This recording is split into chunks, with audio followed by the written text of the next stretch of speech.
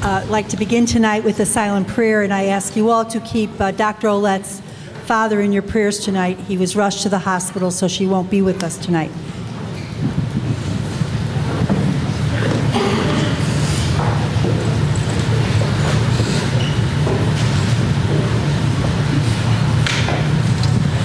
And I also would like to introduce Chloe, who's in 5th grade at Sprague School, and she's going to help us say the Pledge of Allegiance.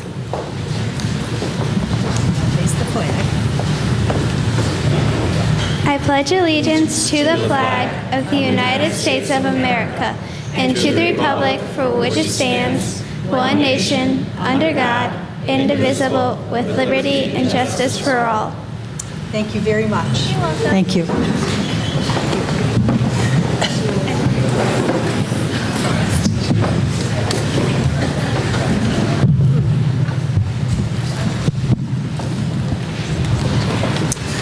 Okay, the first thing on the agenda tonight is the principal's report, and hear from Mrs.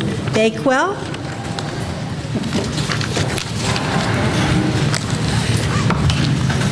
Good evening, President Brown, commissioners, central office staff, teachers, parents, colleagues. Welcome to Sprague School. We're happy to have you here tonight. I'd like to start by recognizing the students that greeted you here tonight. They are part of our STORM team, our special team of role models. So if they could come up so they can introduce themselves. They began this year, the first STORM team. We hope to get many more on for next year. They are 4th and 5th grade student leaders. Come on over, girls. And they assist with school-wide activities, and they encourage positive behavior among their peers. So if you just say your name, we'll grade you. Hi, my name is Janelle, and I'm in 4th grade. Hi, my name's Allure and I'm in 5th grade. Hi, my name is Azra, and I'm in 5th grade. Hi, my name is Jari, and I'm in 4th grade. Hi, my name is Chloe and I'm in 5th grade. Thank you, girls.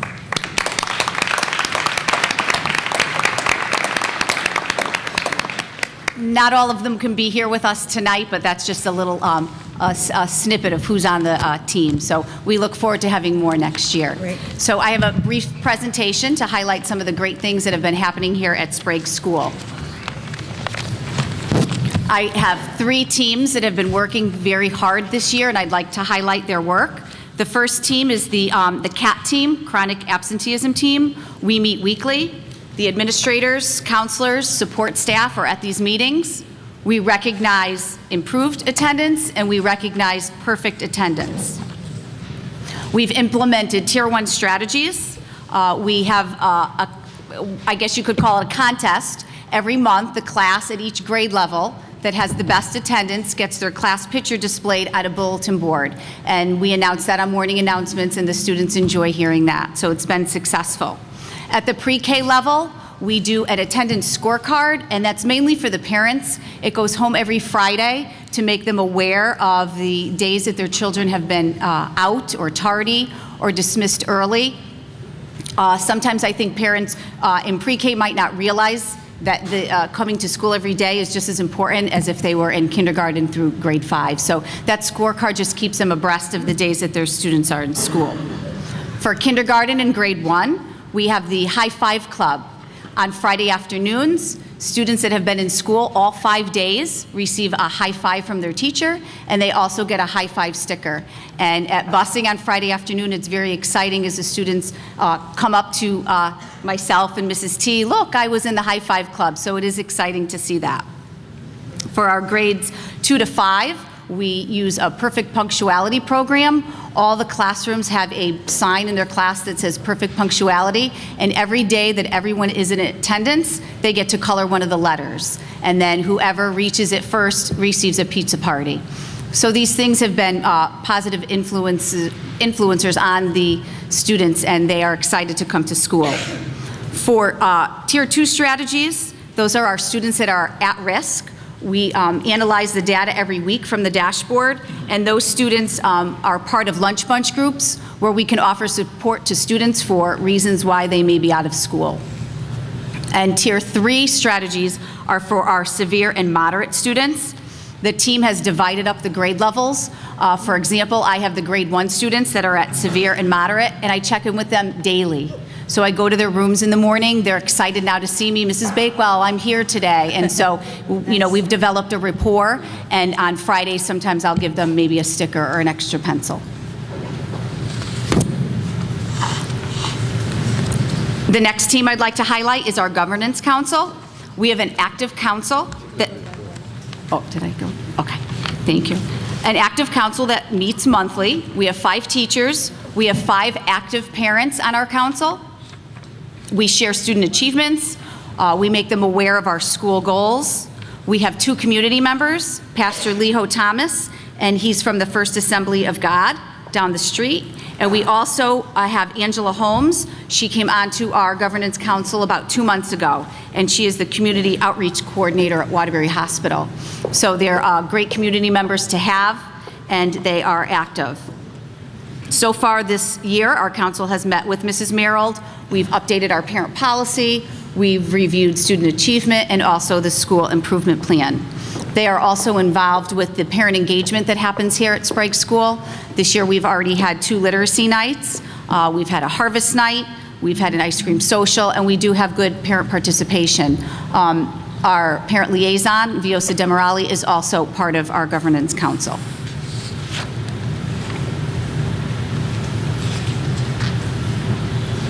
And the other team I'd like to highlight is our PBIS team. At Sprague School, we are the Eagles, and we soar. We are safe, organized, we achieve, and we are respectful. And we also meet monthly. We review the student data off of SWIFTs. We have monthly rewards planned. Our students receive coupons for showing those behaviors in the school. We are happy to say that our suspensions have been down this year by 25. So we are hopeful that our intervention program that we put into place for PBIS is successful this year. Next, I have to share with you some ELA data from the middle of the year M class. Our focus this year has been on small group instruction within that Tier 1. We also do work with CK3LI to put in effective systems to decrease the number of students that are in intervention. So we are showing growth, and we are on track, and we definitely are happy with the support that we receive from CK3LI.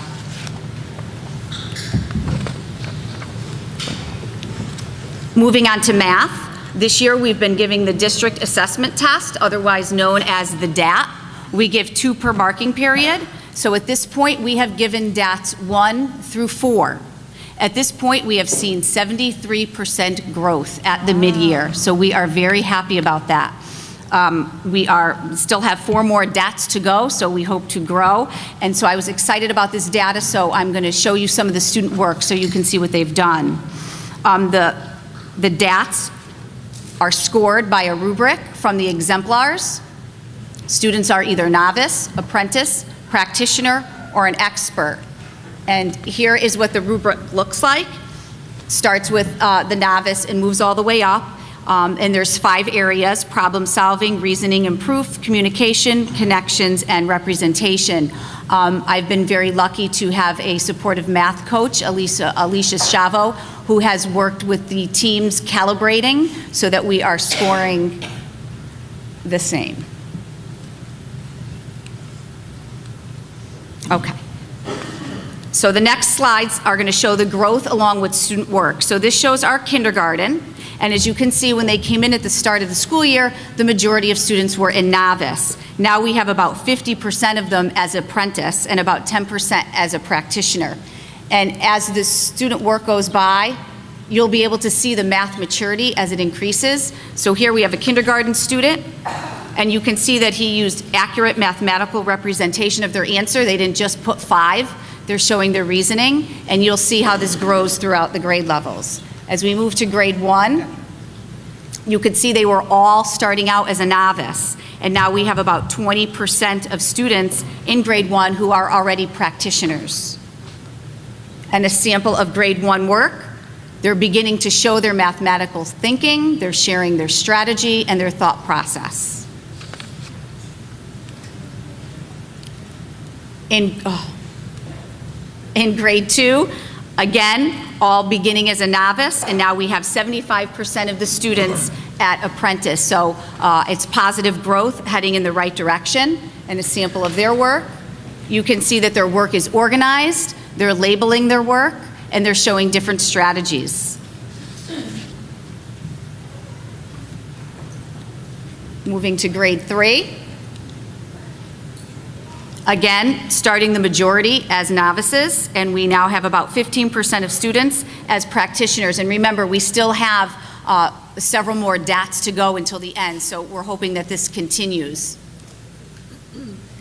And as you can see in their work, their strategies are becoming more efficient, and their thought process is shown to the teacher so that the teacher could target exactly what it is that the students are struggling with. Grade 4, when we began the year, we had about 30% at apprentice and about 8% as practitioners. And now, as you can see, we already have 40% of our 4th graders at practitioner. And their work sample, you could see the formal math language that's used. You could see that the responses are labeled, and the work becomes more involved. As we move to grade 5, we could see that we had the majority of our 5th graders at novice, and now at DAT 4, we have almost 60% of students in the apprentice category, and we hope to see more students in the practitioner stage. And a sample of their work, you'll notice that now they are starting to reason and to justify their answers to the teacher. So we are proud of the growth that the students have made at this point up to DAT 4, and we look forward to seeing more growth as they get to DAT 5. Okay. And now my STORM team members have something to share with you. They put together their first video with the help of the library media specialist. So it's just a short snippet of how our students soar at Sprague School. They did this all on their own, and they were very proud of their work, so I told them that I would share it with you tonight.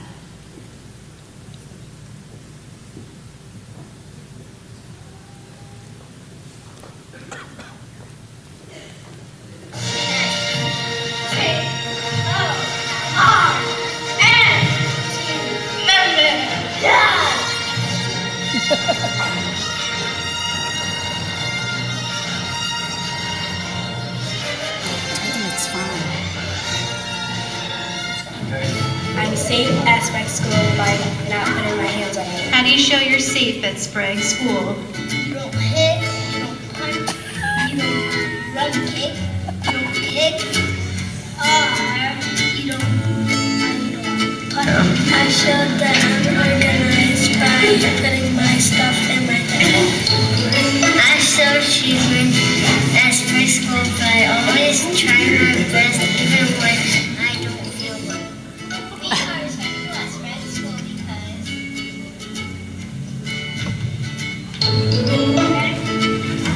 this is how we show respect. What is the best part of your day? Lunch. What is your favorite part about the day? I like to read and I like to do math. What I like about Sprague School is that we can get Eagle tickets and win cool prizes. At Sprague School, I am proud of being an advanced man.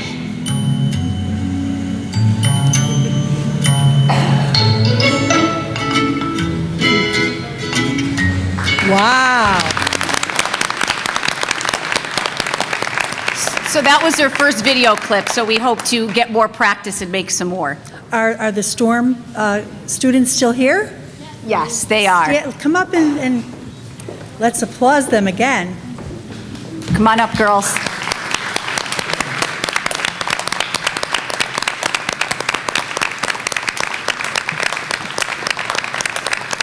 Great job.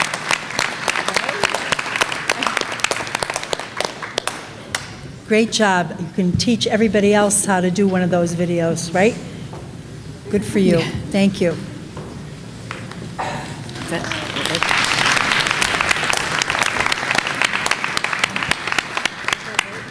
Thank you. I would like to say this was very impressive. Thank you very much. And your staff that are here and your parents. Oh, yes, please. I recognize did them. forget. The Sprague staff and families, if you could please stand. Thank you for coming out to show your support.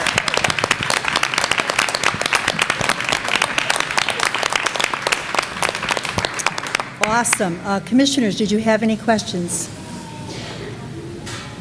Great job. Keep up Thank the you. good work, everybody. Thank you.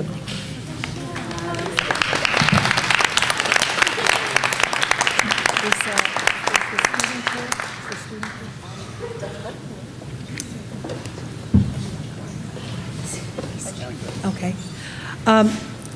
It's my pleasure now to take a minute to recognize one of our own, Pat Moran, if you would come forward, please. Have a seat. Put you in the hot seat.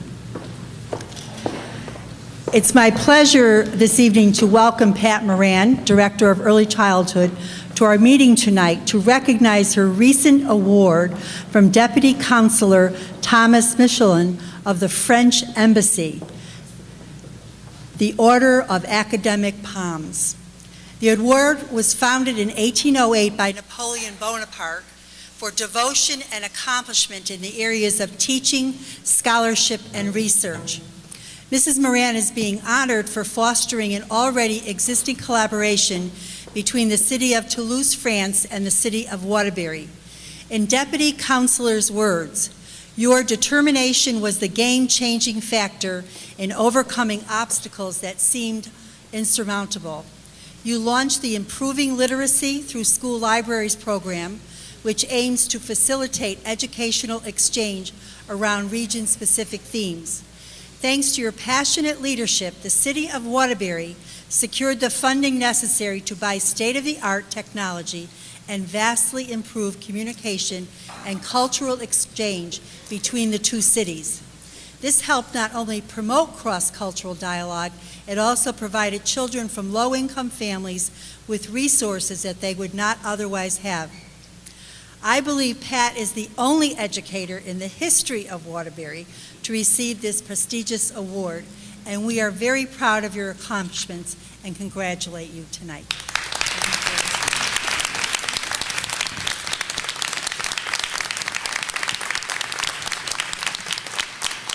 Thank you so much. I have to say, it was really a privilege and an honor to go to the French Embassy and represent Wtby and the children of Wtby and the Library of Media specialists who were part of this and all the teachers that were part of it as well. It was very exciting, and I have to say, though, that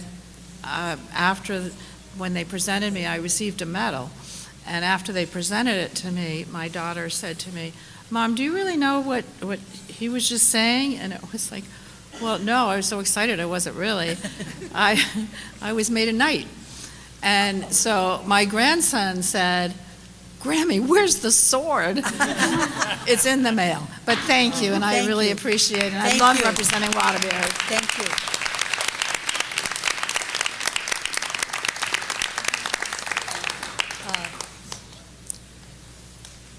Great job, and I want to thank our Chief Academic Officer, Darren, for going to New York and representing staff and being with her, so thank you, Darren. Next on the agenda is the State Accountability Update. I'm switching the agenda a little bit, waiting for people to come. Okay, that's what it is. So if we could have the presentation.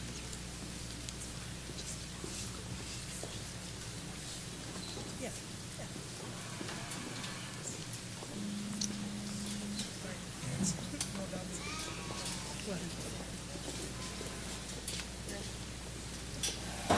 Try not to. You want to switch yours?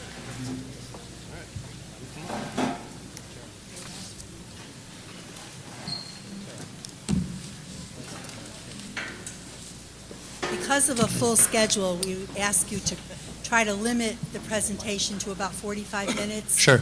And give time for some questions because we have a full agenda. Thank you. Okay. Well, good evening, Commissioners.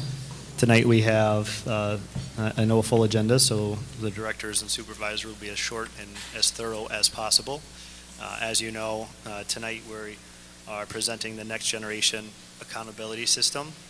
This is a state system that has been established for the state of Connecticut that is a new ranking order for schools. It also is the system that indicates if a school is classified, such as a turnaround or a focus school. And tonight we have results that I think are positive, results that are mixed, and results that clearly show that we have a lot of work ahead of us, board, schools, and leaders, without a doubt. But I can say one thing, being in this district for over 3 years now, the administrators that showed up here tonight, they knew that we were going to be doing the results. The teachers that are still here from Sprague, nobody puts pressure on themselves more than a principal. And I could say that nobody puts more pressure on themselves at central office than we do, unless I'm in a bad mood.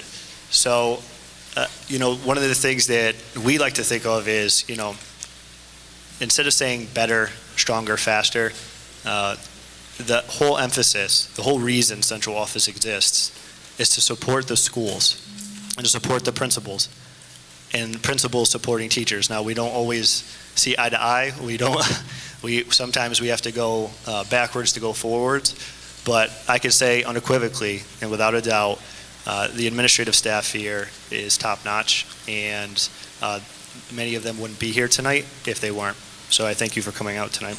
I'll interrupt for a minute and thank all the principals and administrators who came tonight. Raise your hand.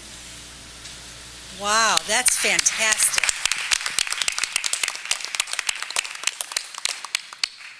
Okay, so let's get it going. Take it away. Oh, there we go. Just to give you a general overview of the last 6 years in terms of enrollment data, we've gone up approximately 600 students as a total enrollment.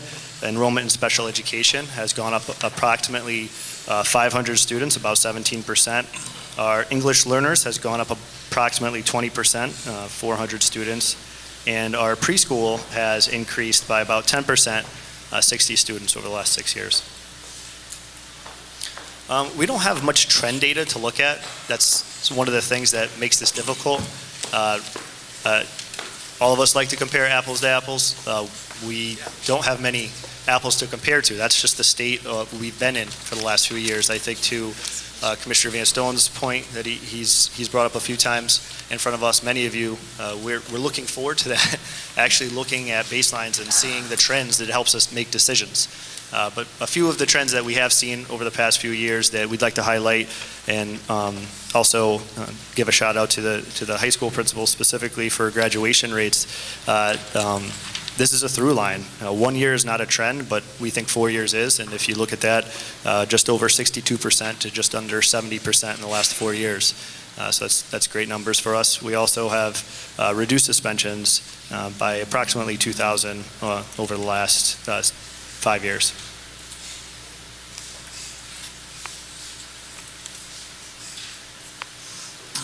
I'm going to hand the mic over to Tara Battistoni. She's going to take care of some of the details on the new accountability system for the board. Okay, so just last week, the state released the results of this new accountability system. And for the first time, they're looking at more than just test scores and graduation rates. They're looking at measures such as chronic absenteeism, physical fitness, and even arts access. So with this first release, they fixated on the focus and turnaround categories, which are Category 4 and Category 5 schools.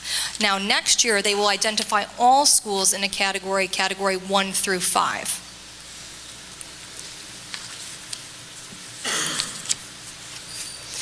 The results that were released last week are based on data from last school year, so that's the 2014-2015 school year. However, we weren't even informed of what the new accountability criteria was until the end of last school year. So since schools were actually informed, they've been working diligently on monitoring and improving the accountability indicators in their schools. Now, an important thing to note for this past year's worth of data is we don't have individual student growth. Just like Mr. Schwartz said, we've been in a period of transition. So as of this coming year, for the first time, we will have student growth. But in the results we're going to look at tonight, they do not include individual student growth. Back one. Okay, we previously showed you this slide in the fall. It's a summary of all of the indicators on the left-hand side. So you'll see things like student achievement, chronic absenteeism, graduation rates, physical fitness, etc. And then over on the right-hand side, we have the columns for each of the levels that we have, elementary, middle, high, and middle high, and the points that the state is giving each of the schools that fall in those ranges. Again, just to point out what I said with the prior slide, indicator 2, where it says academic growth, is not included in the data that we're going to look at tonight. It will be included next year.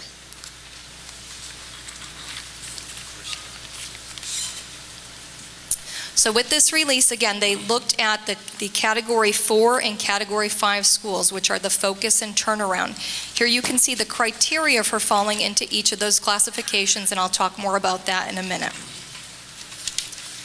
Next year, though, we will have categories 1, 2, and 3, and that's in the center of this slide. So that will be released next year, 2016, 2017, and it will be based off of this year's data, 2015, 2016 data. Beyond that, they're going to use multiple years' worth of data to update the categories, so schools can actually change categories after next year. So let's look at the definitions of the categories that the state released. They released 2 new lists that we weren't really expecting with this. So they released a list of schools of distinction, and they are approximately the highest 10% in the state based on the overall accountability index score, or high need students based on the results of indicator 1, which is student achievement in math, ELA, or science. Then they also released a list of schools where high need student performance index exceeded the district index. And these results were also significantly higher than the district figures statistically for those designated subjects. Now, in some cases with those results, they were even higher than the statewide averages.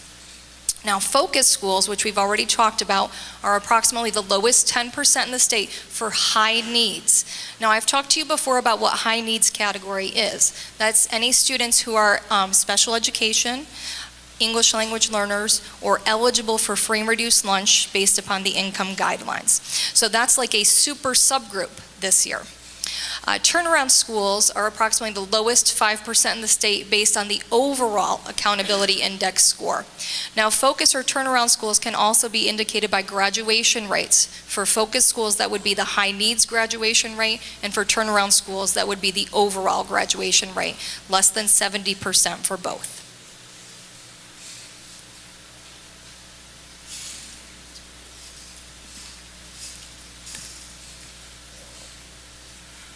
Now, there's been a lot of confusion around the designation of the focus schools or turnaround schools and what level of supports come with those schools. With this designation, these are schools that can receive a report through the Alliance program, which Wtby is a part of, the Commissioners Network, or other programs at different times are federal programs such as the School Improvement Grant, 1003G. Those are things that are available for those schools. Now, moving to the next slide, going into the distinction between the Commissioners Network and classifications. Commissioners Network is a commitment between local stakeholders and Department of Education to work in 25 schools. The network offers a range of programs and opportunities, of which currently we have 2 schools in the network. It's important to know that schools classified as turnaround and focus are eligible for entry. Previously, review schools were also eligible for entry. Now, being classified as a turnaround school or a focus school does not automatically put you in the network. It makes you eligible to be in it or eligible to continue to be part of the network. And for that matter, Crosby and Walsh will be continuing in the network at this time.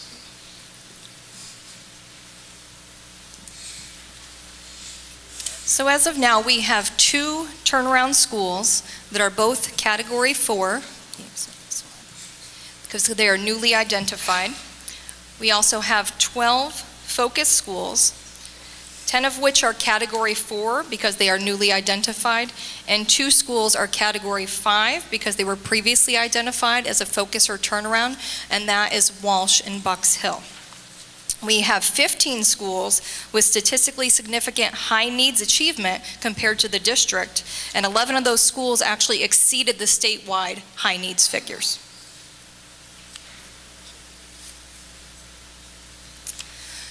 Our two turnaround schools are Crosby High School and Wilby High School. Again, both Category 4 because they're newly identified turnaround schools, and both were identified based off of their 6-year all students graduation rate. Next up, we have our focus schools, and you can see the list here. The majority, again, are Category 4, newly identified, but you will see Bucks Hill and Walsh on this list as Category 5 because they were previously identified as focus or turnaround. Now, each school here can only be identified in one subject area as a focus school, and the state ran the lists in the order of English language arts first, and then math, and then science. Finally, we have a rather large list of schools that did exceed the high needs performance compared to the district index. So the schools are listed here, and everybody you see with 3 asterisks exceeded the statewide high needs figures as well. I think we should just name those schools. Generali, Kingsbury, Maloney, Regan, Rotella, Tinker, Wams Middle School, Wams High School, Washington School, Waterbury Career Academy, and Wendell Cross.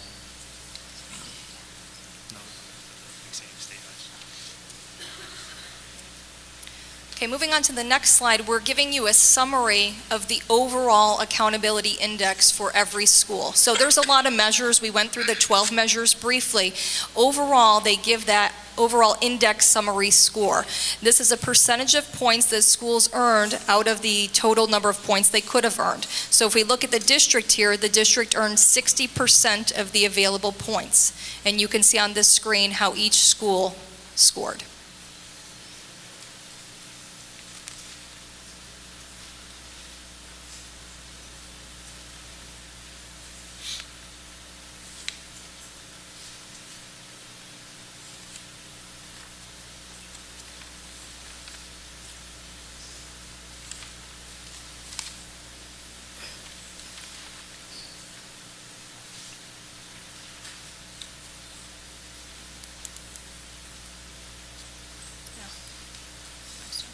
Okay, this one's very small, so I'm going to go through it briefly because the next slide actually summarizes it. So these are one of the official reports that we did receive from the state.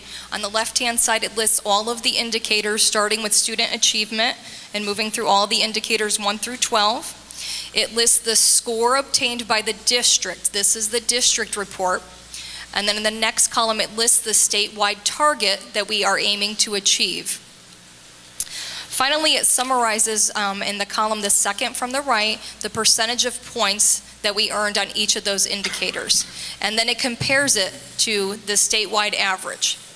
Down at the bottom on the left-hand side, they do an achievement gap analysis. Then they also do a graduation gap analysis. I'm pleased to tell you that we were not identified as having large gaps between our high needs students and our non-high needs students. On the right-hand side, it summarizes our participation rates, and we did exceed the required 95% across the board.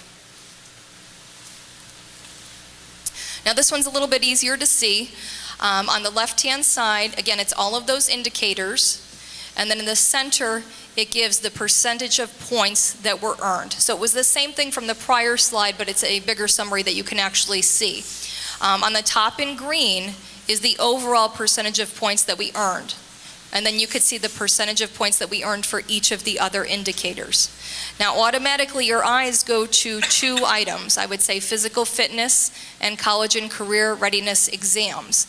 But I also want to draw your attention to the right-hand side where that shows the amount of points that that indicator is worth. So both of those indicators are worth 50 points. We're actually scoring higher in some of the indicators which are worth more points.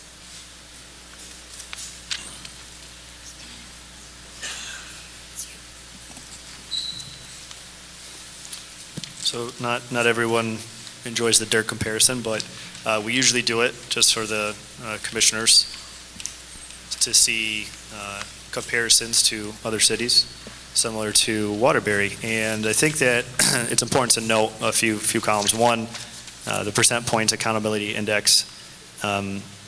You could see the larger school systems, Bridgeport, Hartford, Waterbury, and you see New Britain, New Haven. And I think one of the positive linings that we saw here is the number of turnaround schools in our district. The schools that are at the bottom 5% across the state. We have 7% of our district, whereas other districts had larger percentages that have similar populations and sizes. And so that's one thing that we took from this that is a silver lining, even though we have plenty of work to do in every single accountability measure. It is something to look at, especially when we look at other districts our size. Our percent points accountability index, I can say already that we're getting some initial feedback that we're already improving in certain areas. Joe's going to highlight some of that information. And our number of turnaround and focus schools is also below many of our counterparts. At this point, these are the numbers, and I know you need time to digest and look at this. I also want to make sure I send you the full-blown picture of the Waterbury index, and there's a site where you can access Waterbury in every school, and you can really dig down deep, which is what principals and supervisors and directors are doing. I'll make sure I send that to you tonight as well. At this point, I want the directors to touch upon and the supervisors touch upon what actions did we take this year, knowing that this index was going to be in place, and what do we plan on doing about this? If I could have a pause, because I would like to accommodate the schedule of Chief Vernon Riddick. He is here tonight to give a prestigious award to Salma Gudaf, and I'd like to just take a pause for a few minutes.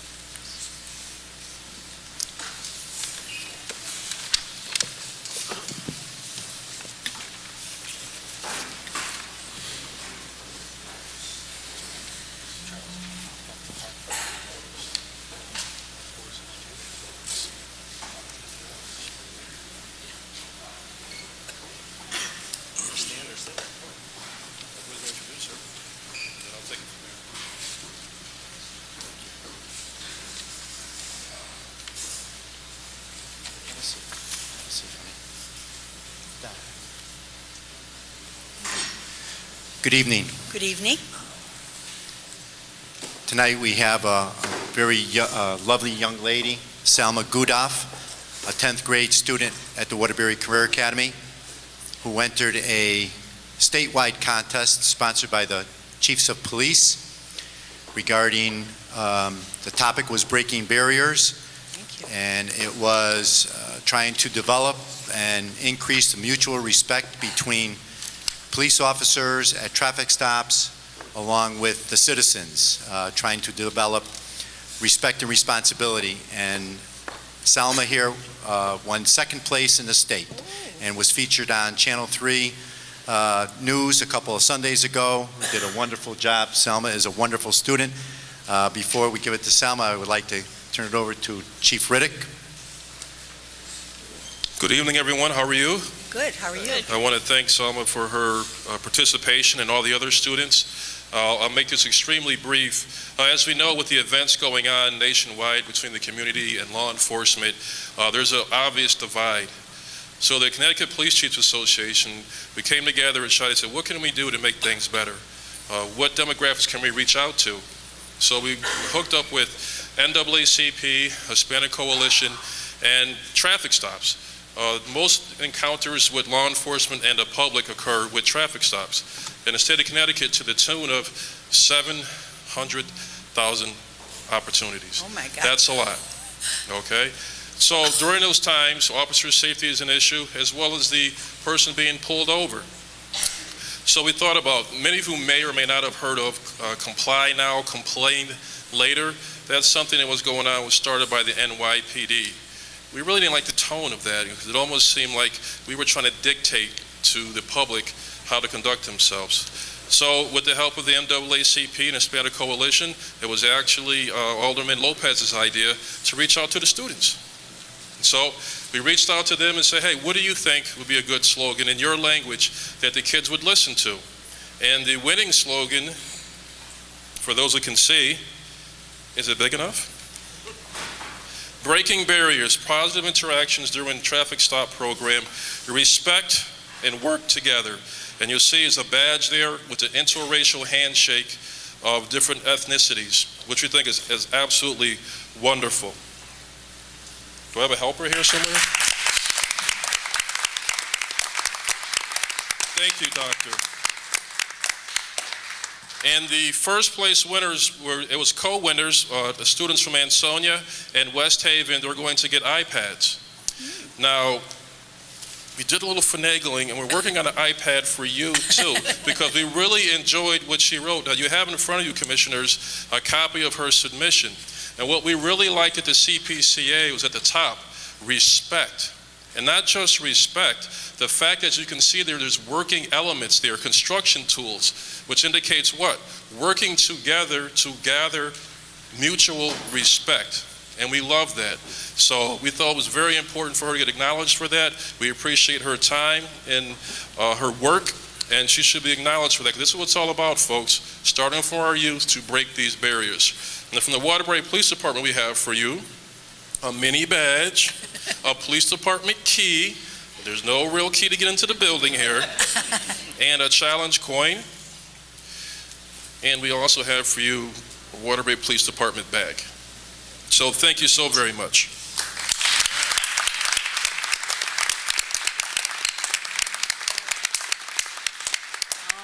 When my multimedia teacher gave us this project, I mainly thought of respect and how both parties should respect each other, and yeah, that's how I got the idea. And I just put it together on the poster board, and I made it like kid themed because it was about the students who would later grow up and encounter police officers on the road. So it starts small. And yeah, just that. Good job. Great job. Thank you.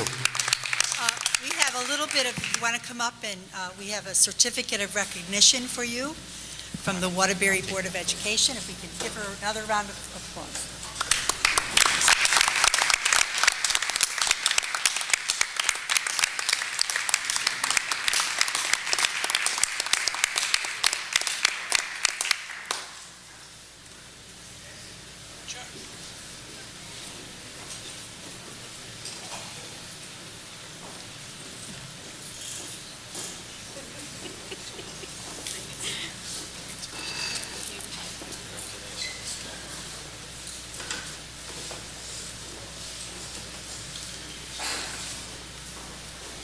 At the end.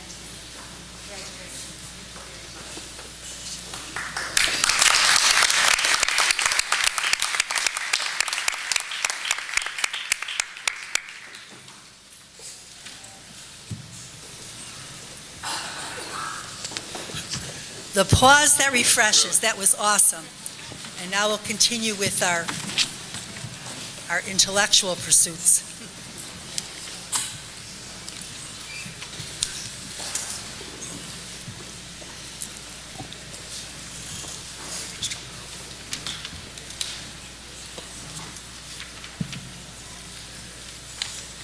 So we're going to jump into factors for student achievement, and one highlighting not only the importance of leadership, but the teachers in our district. Teachers are the most valuable resource that we have. We consistently say it in central office. We consistently say it out there in the schools. And I think our administrative staff truly does a great job of not only appreciating them, but rising them up and building their capacity.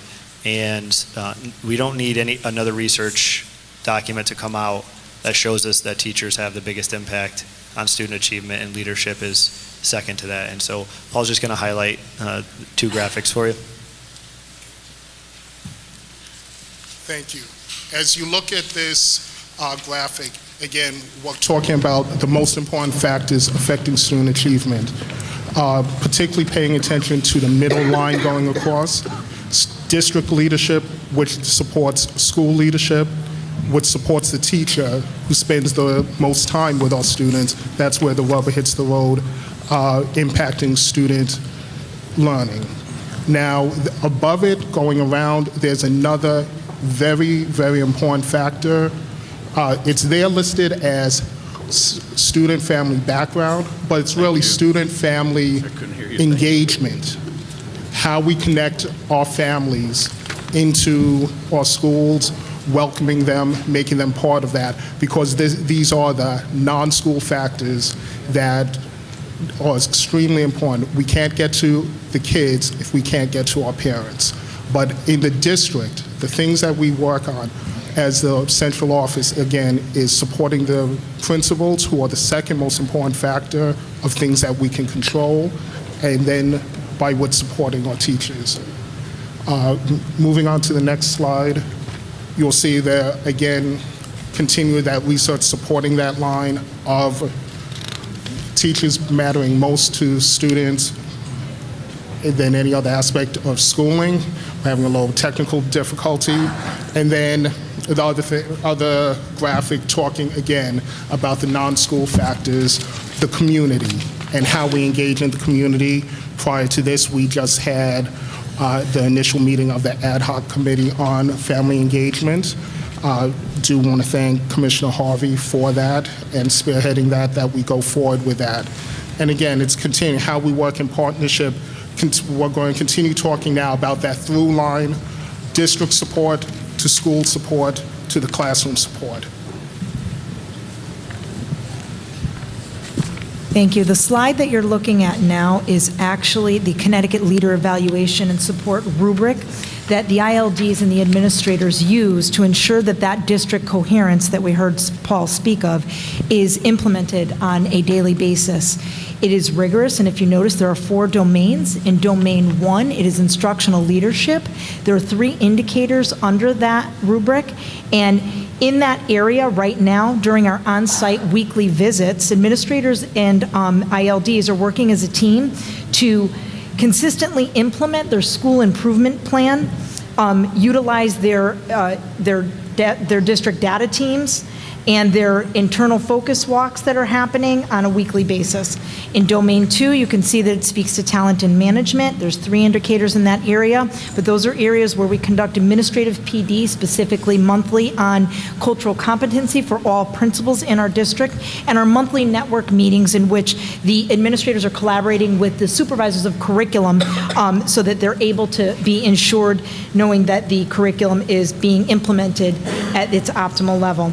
Domain 3 is organizational systems within the schools, in which the administrators and the ILDs will look at reviewing their schedules, routing in their buildings, looking at the routines, their staff deployment, and the use of their school resources.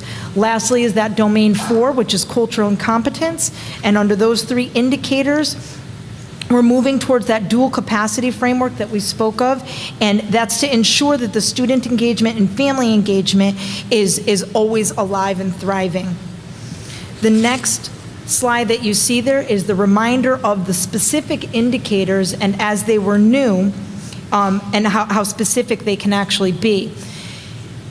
The slide after that is showing you that currently, this school year, due to the fact that those indicators were affecting every process that we have going on within our schools, we were fortunate enough that the research and development and testing supervisor, Tara, had been visiting the schools twice. Each school was meeting as their administrative team with Tara to review each individual indicator, the points that were acquainted with that. And the supervisor continues to support the principals in understanding the new system and the specific scores that relate to each school. In addition to that, the curriculum supervisors are in schools developing with their data teams, and I'm going to turn it over to Mr. Strand to explain that. This is part of, and I've spoken about this before, and we had a nice meeting last week in a subcommittee, curriculum subcommittee, where we went through this in detail.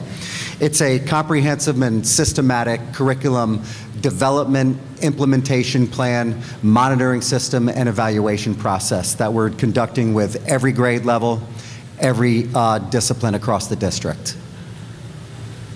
This is an example of a March calendar where disciplines and grade levels will meet during the noted times on the right and partake in this process. This is an ongoing comprehensive process, which is teacher-centric at its core. We have over 200 plus teachers who have participated in this process.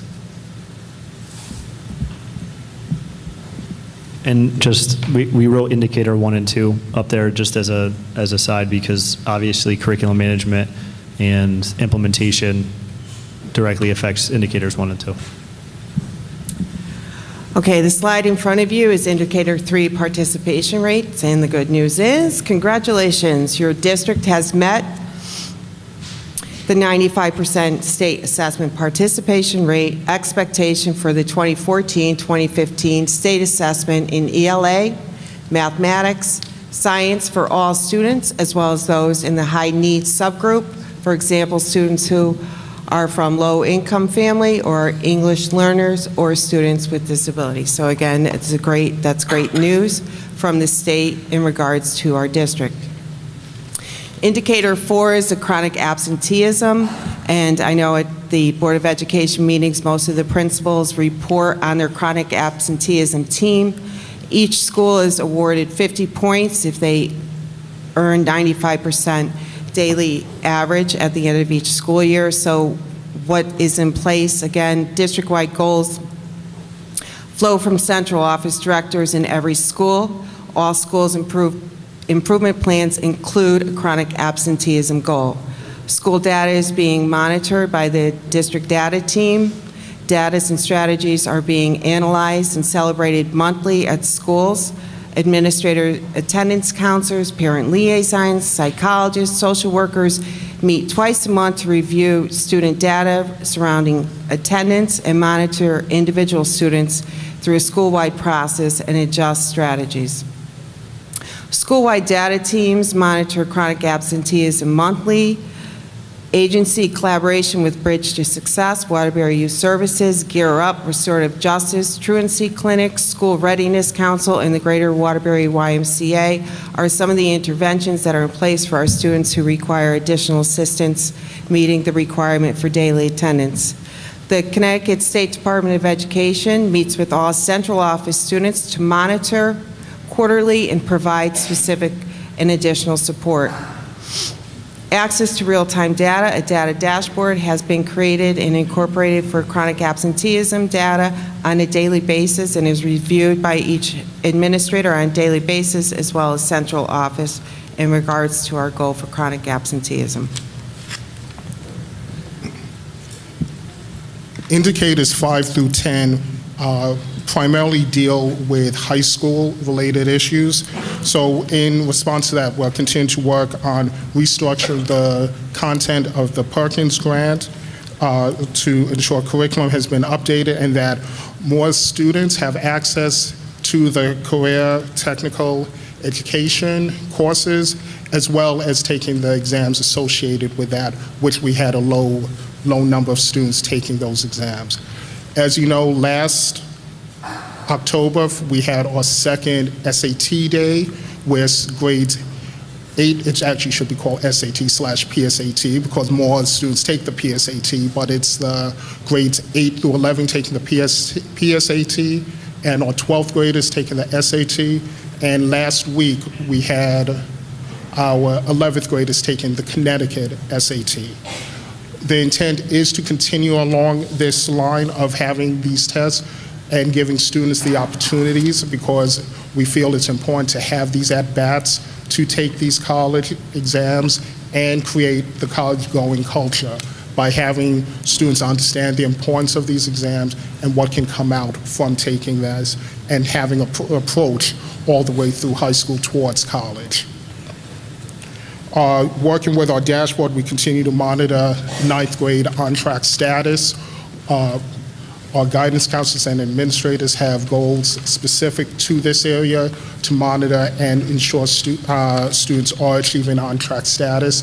Part of that's done through transcript audits, meeting with students about their grades, intervening sooner than later with students who may be failing a course, so that we can have as many students on track as they move up each level going forward. And finally, with the overall emphasis to move towards college and college entrance, we've been engaging with our local colleges and university, increase the collaboration to permit more instant admission days where our students attend and are admitted on the spot. We're working closely with UConn Wtby to increase the number of students who are starting their college career here, either or finishing at stores or doing all of it here, creating options that our students can pursue and continue.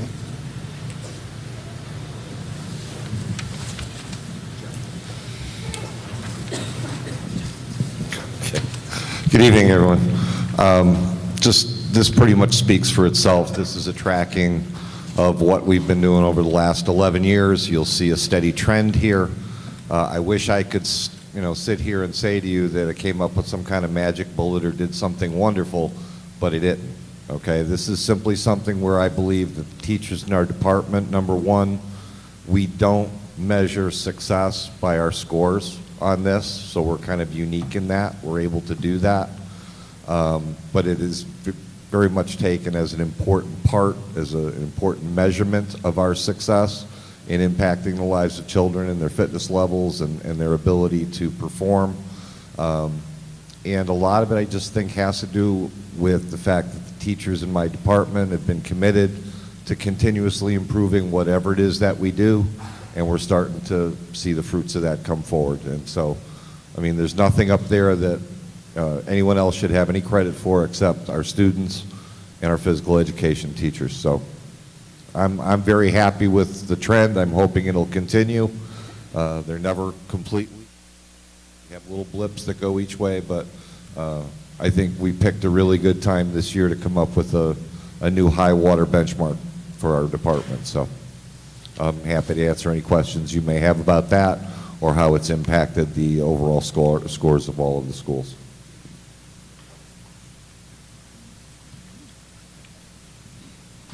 Just for clarification, the red line is the state median, the green line is Waterbury Public Schools median, and this is the percent of students passing all 4 physical fitness exams.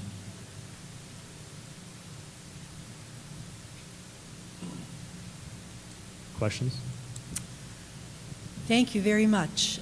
Questions, committee members? You wowed us. No. Commissioner Theriault.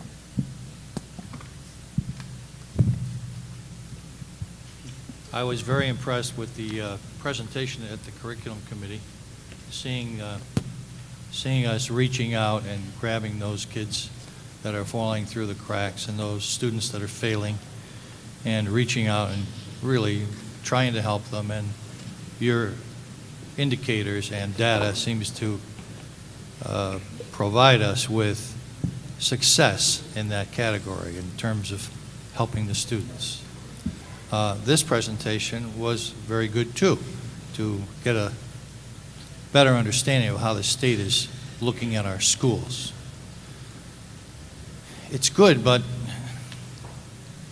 I still have to go back to those CMT scores.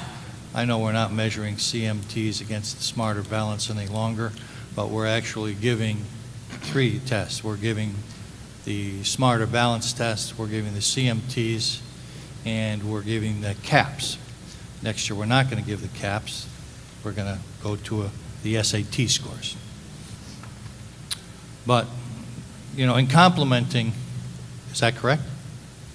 No, we're not going to. CAPS will continue in the high school? Science. Science only. SAT will continue in grade 11. Okay.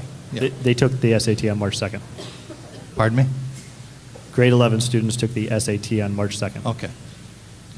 But we are still going to be using some form of the CMT at the elementary level, possibly middle school, and the Smarter Balance test, or as I like to call it now, the Shorter Balance test. So that concludes my complimentary remarks.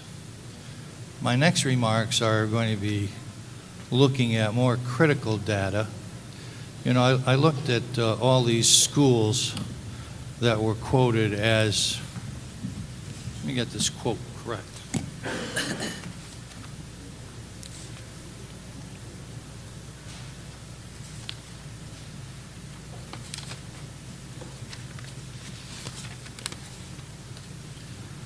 schools where high needs performance index exceeds district index.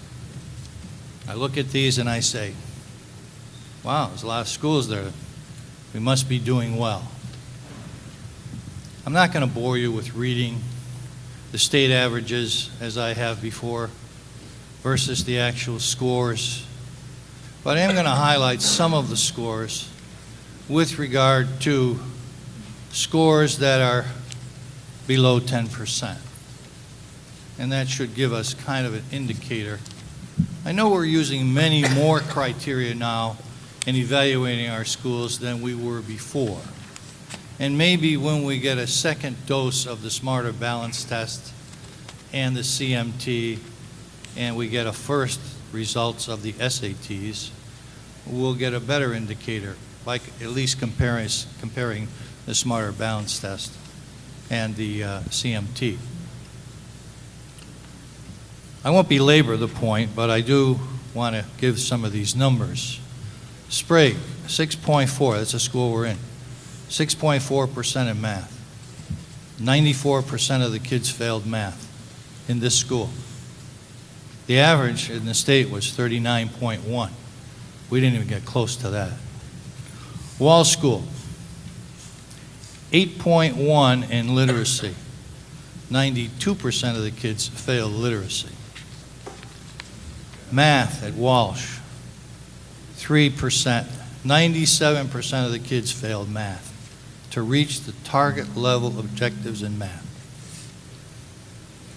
Gilmartin, this won't take too much longer. Gilmartin, math, 8.3%. 92% of the kids failed to reach the target level objectives. The average for the state, once again, was 39.1. We didn't even get close to that.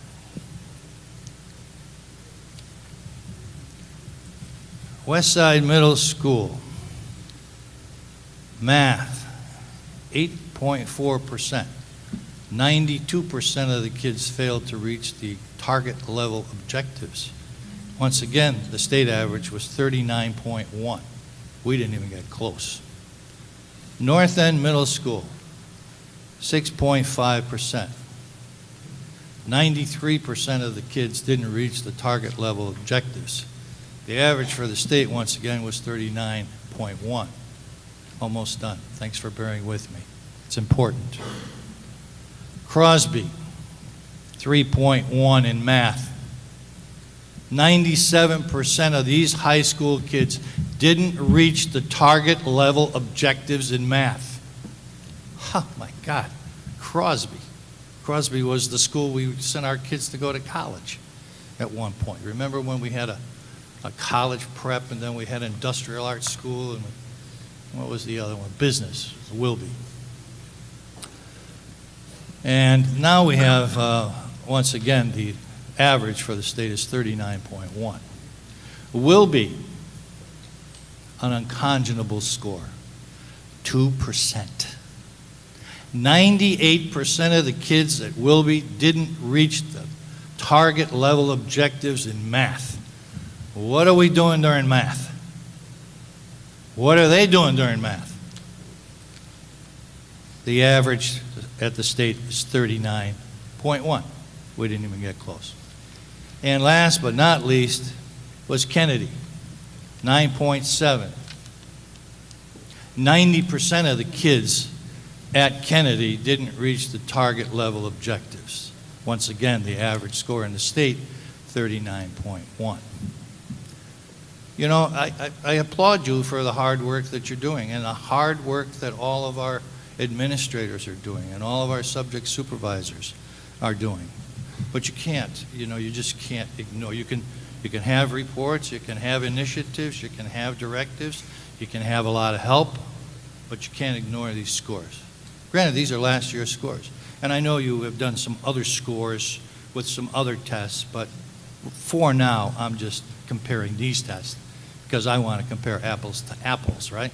I want to compare the results of this test to the test that we're taking now and hopefully have some increased initiatives.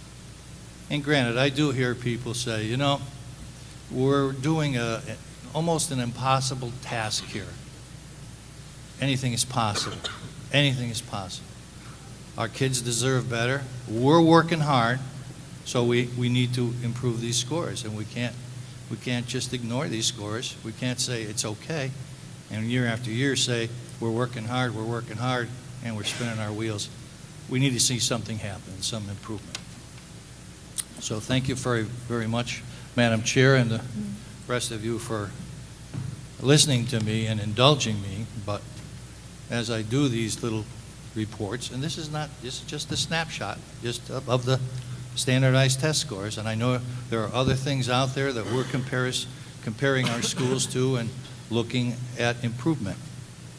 And I was particularly impressed with the number of turnaround schools that we have versus the other schools in the ERG.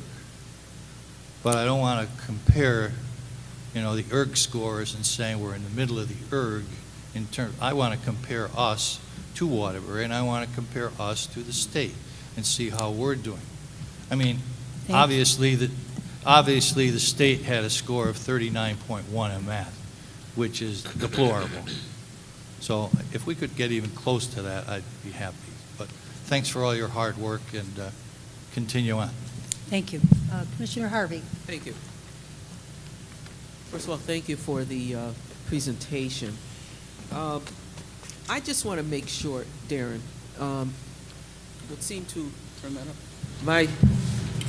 My phone was ringing off the hook in regards to a statement that you made last week with Walsh School not being a turnaround school, and everyone's up in arms about that, and the question of funding and resources and things of that nature. Explain again what that means, that Walsh School, for example, was once a turnaround school, now it's a focus school. Does that mean that there is a decrease in money or funds that are sent and resources? Exactly what does that mean? So what I said last week was that Walsh is no longer in the bottom 5% of the state. Yes. They are now identified as a focus school because they are in the bottom 10% for specific subject areas. So their turnaround status has been lifted because they do not fit the bottom 5% anymore, but they are a focus school. They're a Category 5 school.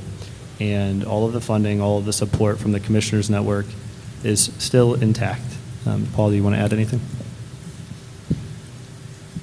As said during the presentation, classification of it being a Commissioners Network school, the term turnaround school and Commissioners Network frequently get used interchangeably. So in terms of classifications, which is what has come out now, Walsh was no longer classified as a turnaround, but now is a focus school, but it's still a member of the Commissioners Network. And is going into its fourth year and continuing on its improvement plan and turnaround plan. All right, thank you. Next, I will request that, we're just getting this tonight, so, once we digest this, I hope that someone will be available next week to answer questions, or if we email those questions to you, that someone will respond. Absolutely. Thank you. Thank you. Any other comments? Thank you very much. I'm sorry. I just want to applaud all the work that you have done. I know that bringing in Smarter Balance has not gone easy in the state, not just here, but throughout the state. It's been a difficult task to implement. I believe last year was the pilot year. How many districts participated in the pilot, do you recall? The vast majority, we don't have the number with us. It was the year before was the pilot. Last year was the actual first year. Okay. And that participation rate, although not many people get excited by it, it was actually, compared to the rest of the state, was pretty high. And you have to applaud the teachers and administrators who really pump up the students to get involved, to take a standardized test. They do a phenomenal job of getting the students in and testing them. Okay. We need to applaud our students as well for, the figures that we saw tonight. in terms of the participation rate. Thank you to our parents for encouraging the children to take the test. There is an opt-out, and parents could have taken that route. Parents in Waterbury chose not to. Kudos to them. But for the students, it was a whole new way of taking a test.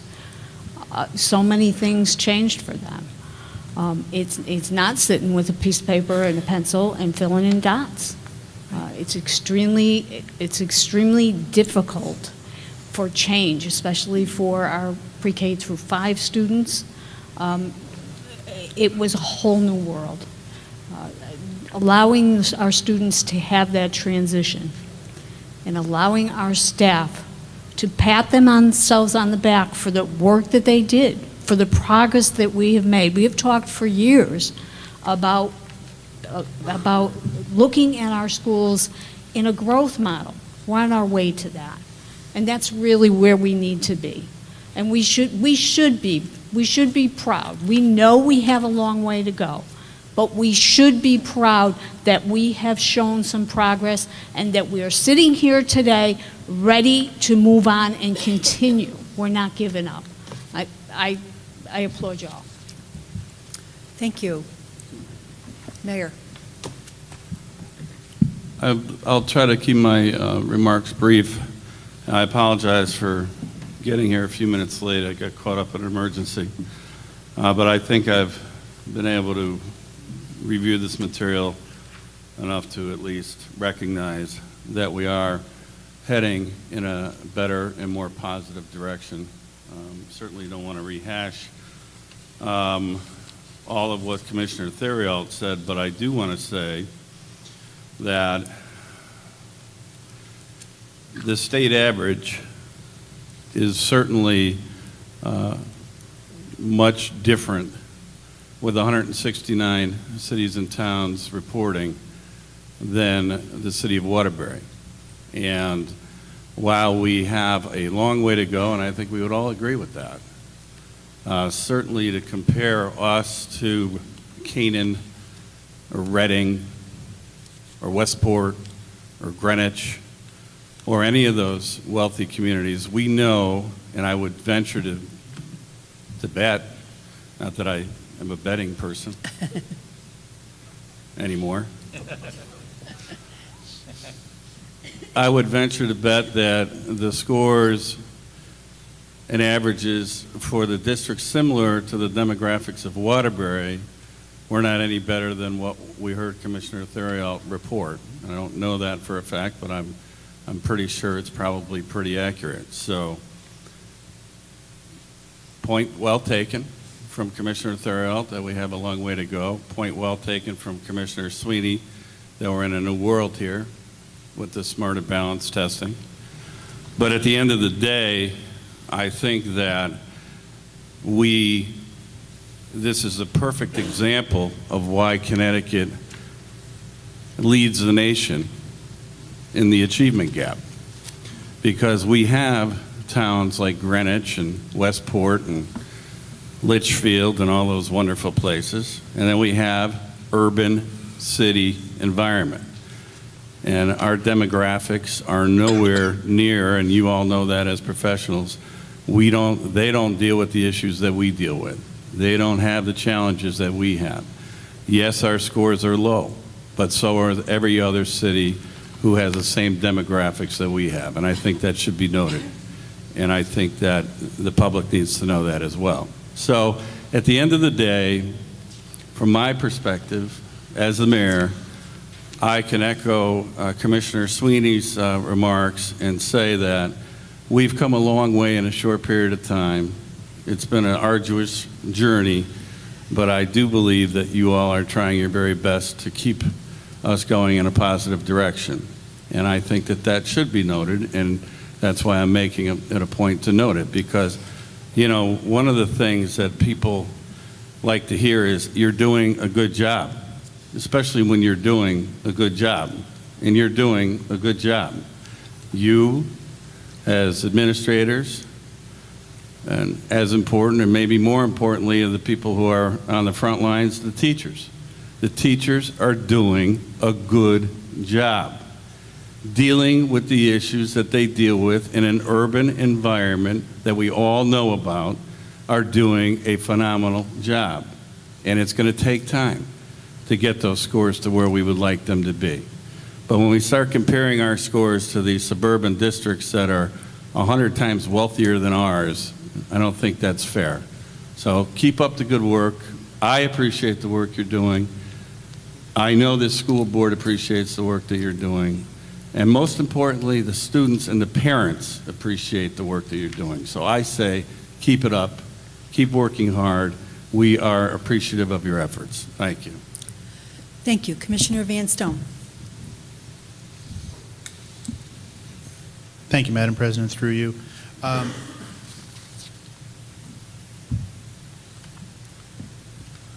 Most of my questions are about the definitions, so as I'm reading this, I can better understand what I'm looking at.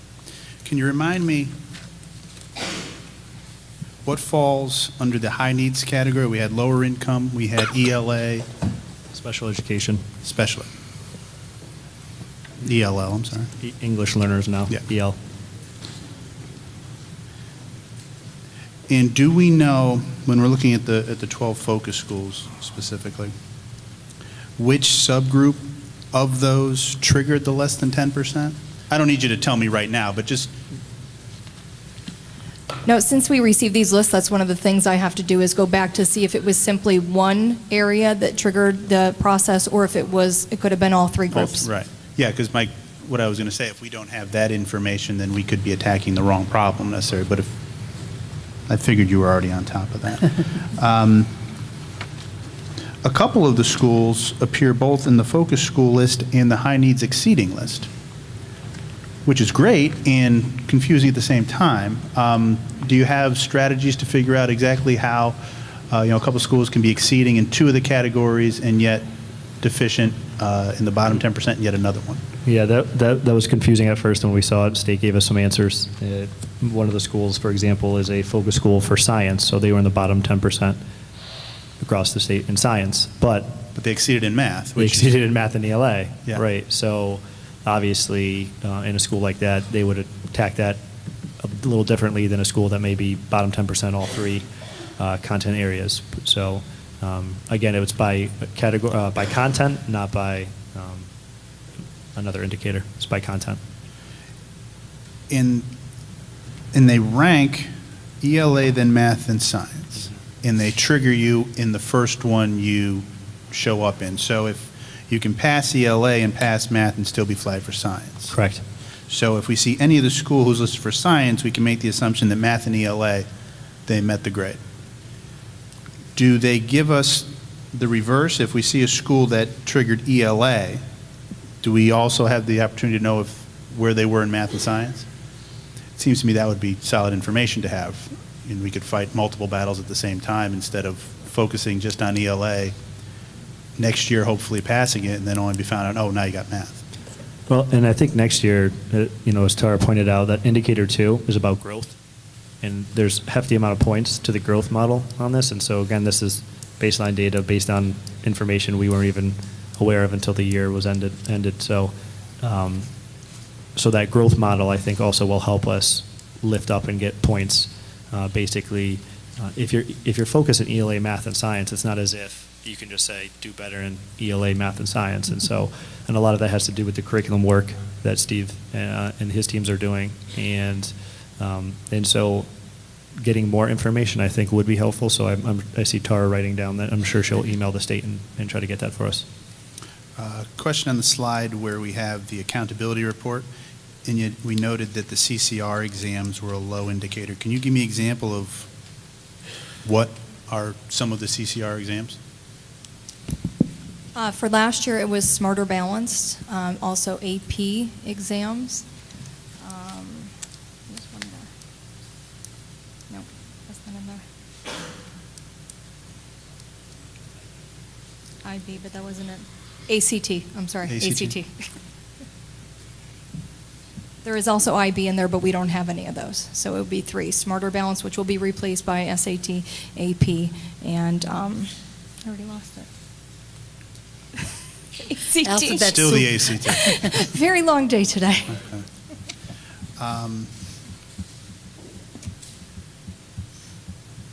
In my not really a question, but a note, I understand that Commissioner Harvey's point about Walsh still getting all the support in funding from the state that it needs. But I think it's important for everyone to know, us, you guys, and parents, the goal is to eventually not have that funding. It's to pull the schools out of that, lift them up academically so that funding is not there. So I don't want people to think that the funding is the important part of this. We got to get the scores raised so they're no longer in there. So while I understand that it can be scary sometimes, I don't want anyone to take their eye off the ball. Thank you, Madam President. Thank you. Commissioner Pagano. Thank you, Madam President. The engineer in me begs me to ask this question on CCR. The numbers. For the CCR exam, getting a grade of 14.1, you still get 50 points. But you get, on the coursework, a score of 68.2, and you still get 50 points.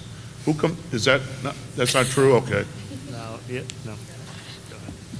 So the number in the middle that you just quoted, the 14.1 and 68.2, right. That's the percentage of points that they obtained.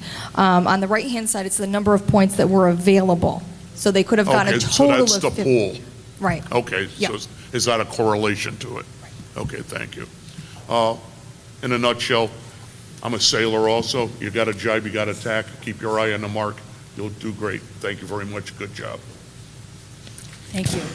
With that, if anybody else has any questions, please email them to them because we have to get on to the next speaker. Thank you very much. Just one point of clarification. Make it quick because we... Yeah, with all due respect to the mayor, I wasn't ever comparing Waterbury to Greenwich or any of those towns. I was comparing Waterbury to the state average of all the 169 towns that took the test. I'm looking, it is possible, and I was looking at particular schools, and some were 2%, 3%, and some were much higher than that. I see Wendell Cross here, score of 47%, so that's much higher. So we're way down in the basement, and we're approaching 55.4 is the average for literacy. So I just wanted to make that point. I'm not comparing, I know Waterbury can't be compared to those, but if we do compare them to Hartford, Bridgeport, and New Haven, maybe the scores in fact are the same. I don't know. I never made that comparison. Well, I can guarantee you they are, and I'm not suggesting that your remarks are inappropriate in any way, but the state average includes those districts. Correct. And those districts are quite a bit different than this district. Yeah, right. So, quite honestly, it's apples and oranges. I mean, it really is. Now, if you want to compare, to get the information on how Waterbury fared with Hartford, New Haven, Bridgeport, Meriden, New Britain, I'll bet their numbers are identical or very, very close, and probably ours are a little bit higher in some areas than some of those districts. State average includes everybody, and that's why the achievement gap is what it is. We know that. You've got these affluent communities out there that are way, way, way, way, way, way above what we're being able to do here in the cities, and the cities are way over here, and that's why the achievement gap in Connecticut is the largest of anywhere in the United States of America. So it's just not fair to compare this district with the statewide average because the statewide average doesn't reflect this district. Right. Exactly. Well said. No criticism, just a matter of fact. I'm going to move us along. Lieutenant Capozzi is here. We're going to go to number 4. Thank you all very much. Madam President, if I could quickly, though, just for anyone looking, those results are in this handout of our DIRG. Oh, well said. Got good point. So we don't Thank have to you. guess. Thank you.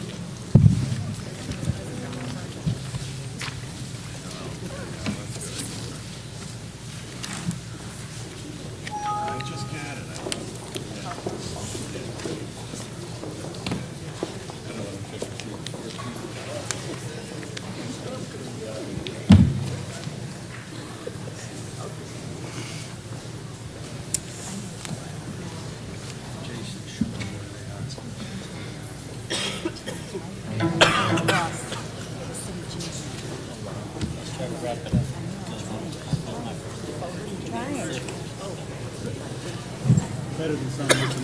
Also not a great picture, but yeah. Whenever you're ready. 2 minutes? Okay, 2 minutes, okay.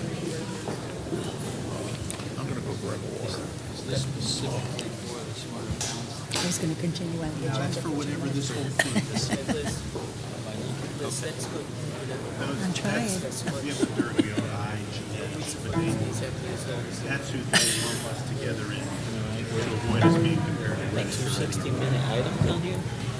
I mean, it was tough enough to get these scores, to get the scores from our program. Like a dentist bullet. Even this thing here, I understand what they're trying to do, but it's so creative. Yeah. You know, everything's about hiding the things. What about the ones that maybe aren't hiding? Maybe those kids are high flyers, but we never can see a report on it. You know, it's How you feel? Okay, thank you. Not to waste any time, I'd like Principal Goby to come up quickly and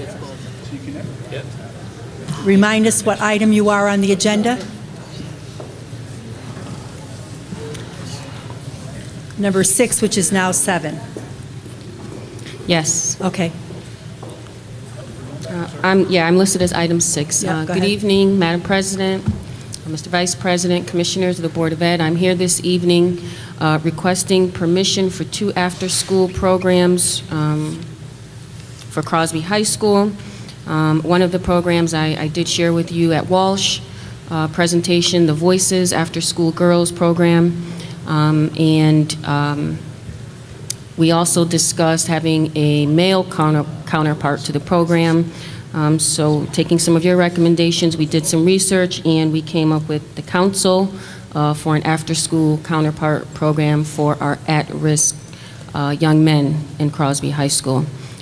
So the Voices program is a after-school program for our young girls who we have identified as being at risk through their discipline, academics, and their attendance.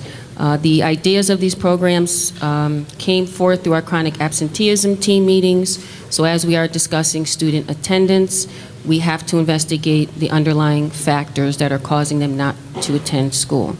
One of the major concerns that we have is student-to-student interactions, relationships with each other and with adults in the schools. So these programs are a safe avenue for the students to explore their self-identities, gain some life skills, and develop their interpersonal conflict resolution skills.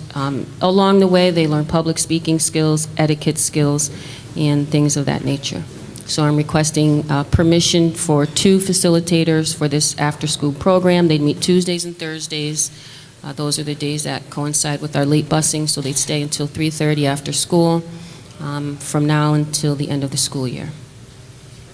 Thank you. Any questions? Commissioner Van Stone.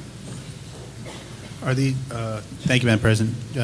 Principal Goby, are these stipended positions? Are these volunteer positions? What are? Stipend positions. Do we know the hourly or the cumulative total? Yes.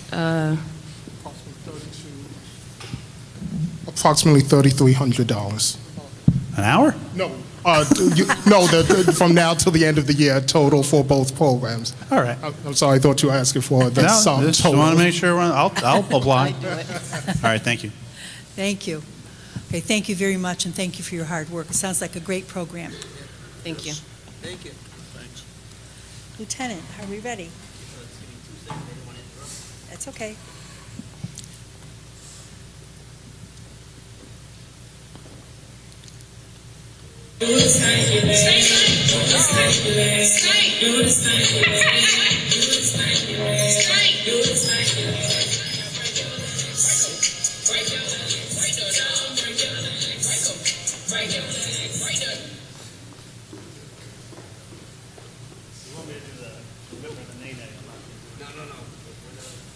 Darren, was that your playlist? My daughter's on the dance.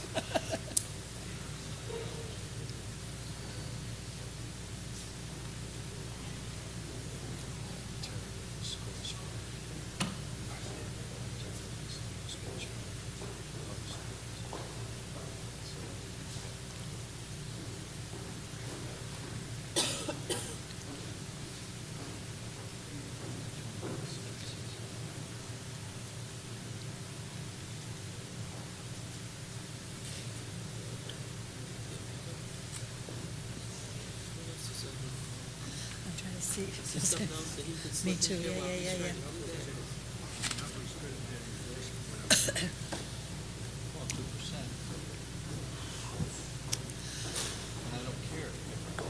Mr. Miller, can I ask you to quickly do number 8 while we're waiting? You could also do number 5, too. And number 5. Quick. We could do 4, 5, and 8 if you want. Beautiful. Okay. Beautiful. Good. What do you think first?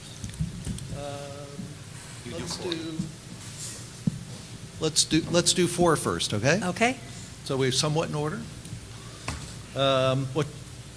We've been working since, shortly after I got here. We've had long history of a problem with manual fingerprints, not people having to come back 2 or 3 times, long periods of time before we get the information back. And so Superintendent directed me to find something better. And I immediately went to John Herman, figuring somebody who's formerly state police, Department of Public Safety ought to know how to do this better. So what we've found and what we've gotten approval for and what we're asking you to approve so we can move forward is live scan fingerprinting, which means you come into where the machine will be located, you put your fingers there, and if you get them back, you're okay, you can work for us.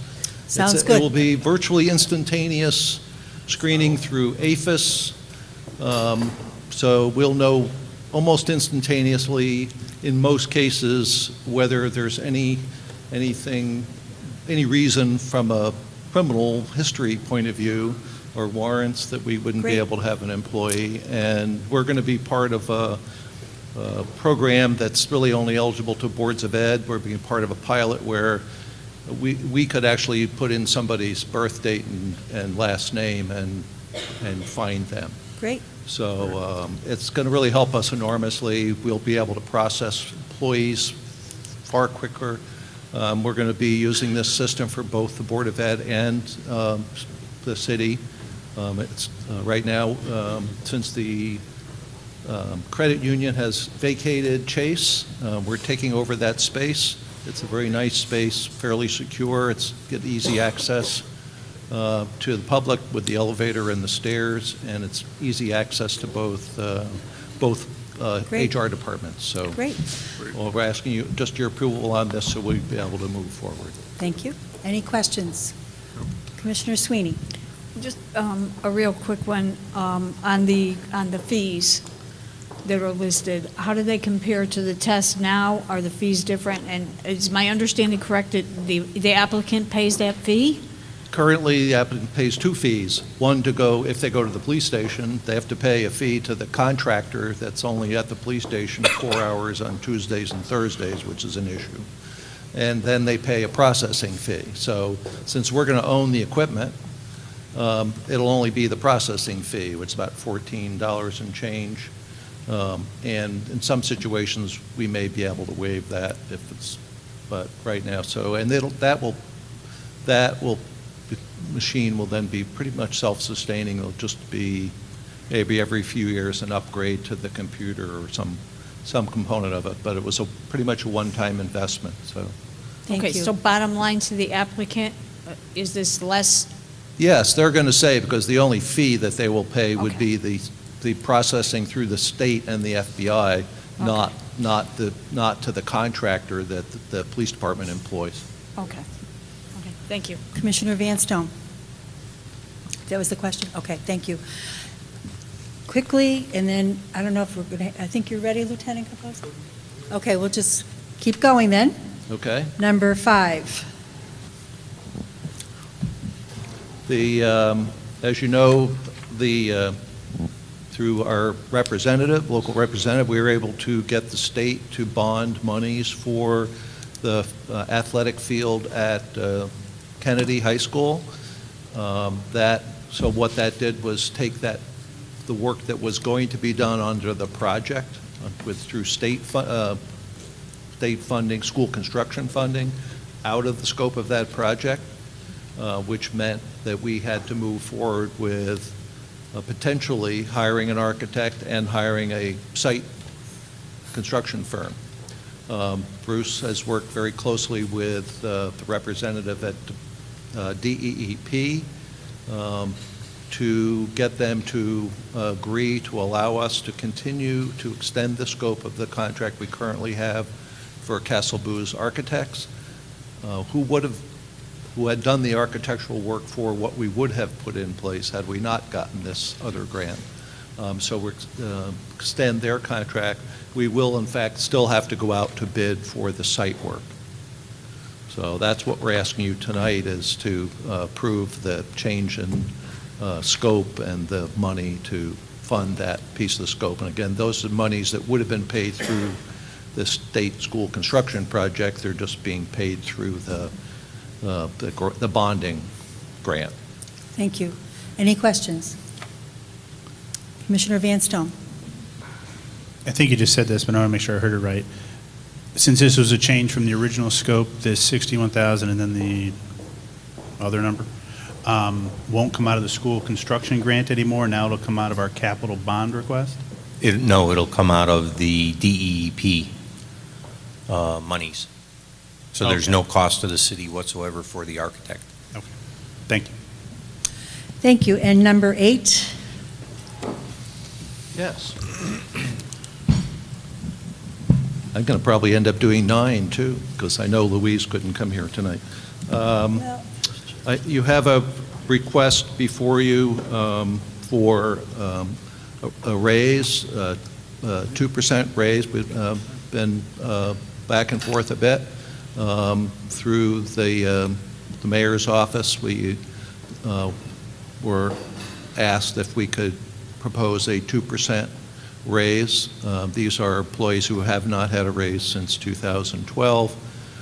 They are, for the most part, they're all grant-funded employees. There are several of them that, because the grant doesn't have enough in the salary line to cover their full service, part of them, their pay is covered through out of the general fund. But it's a relatively small piece. So the overall impact is to the grants, and we have sufficient funds to do that. If had we done this at the beginning of the year, the full annualized cost of a 2% raise would be a little over $59,000. Because we're doing this now late in the year, and probably by the time we actually get it through the next board meeting and approved, we're looking at probably picking up first pay period in April. So the monies out of this year's grants would be a little over $17,000. Say there's almost no impact to our budget, general fund budget, with this, should you approve it. Any questions? Thank you very much. You want to move on to 9? If you can do it in 1 Long minute. as I'm sitting? 1 minute. You got Okay. 1 minute. Go ahead.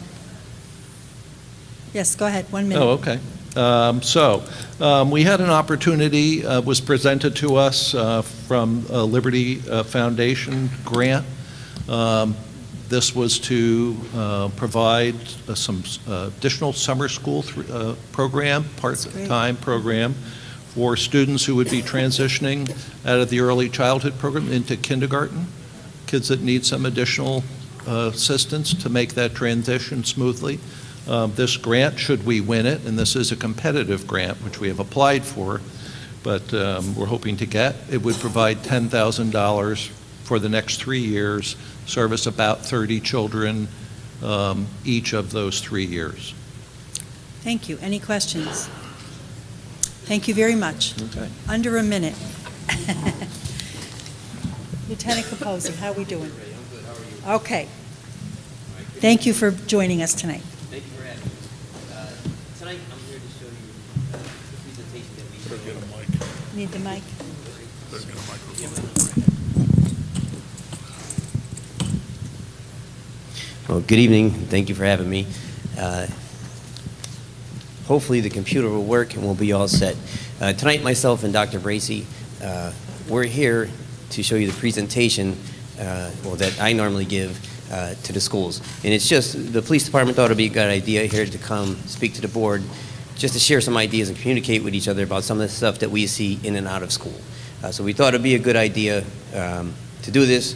The reason why we do these presentations, because when Chief O'Leary when Mayor O'Leary, good thing he left, when he was the chief, he came up with the idea to be proactive. Proactive meaning being preventive in educational nature. So the stuff I'm about to show you is stuff that we do experience, that we see in and out of school. Now, usually the first couple of videos that I show, because usually it's done to a large group, and the kids sometimes, I don't want to say they're rambunctious, but it takes 1 or 2 videos from the calm down. So that's why you see the little, oh, you can't see it, but I mean, I'm going to skip some of them. I show them that just as an attention getter, and then we get into it. Now, this year, one of the most more popular TV shows is the show Empire. I don't know if anybody here watches the show, and we talk about how the media influence, whether it's TV, movies, or music, doesn't influence your behavior. Last year, we talked about Teen Mom and 16 and Pregnant. This year, we decided to show them a little clip about Empire.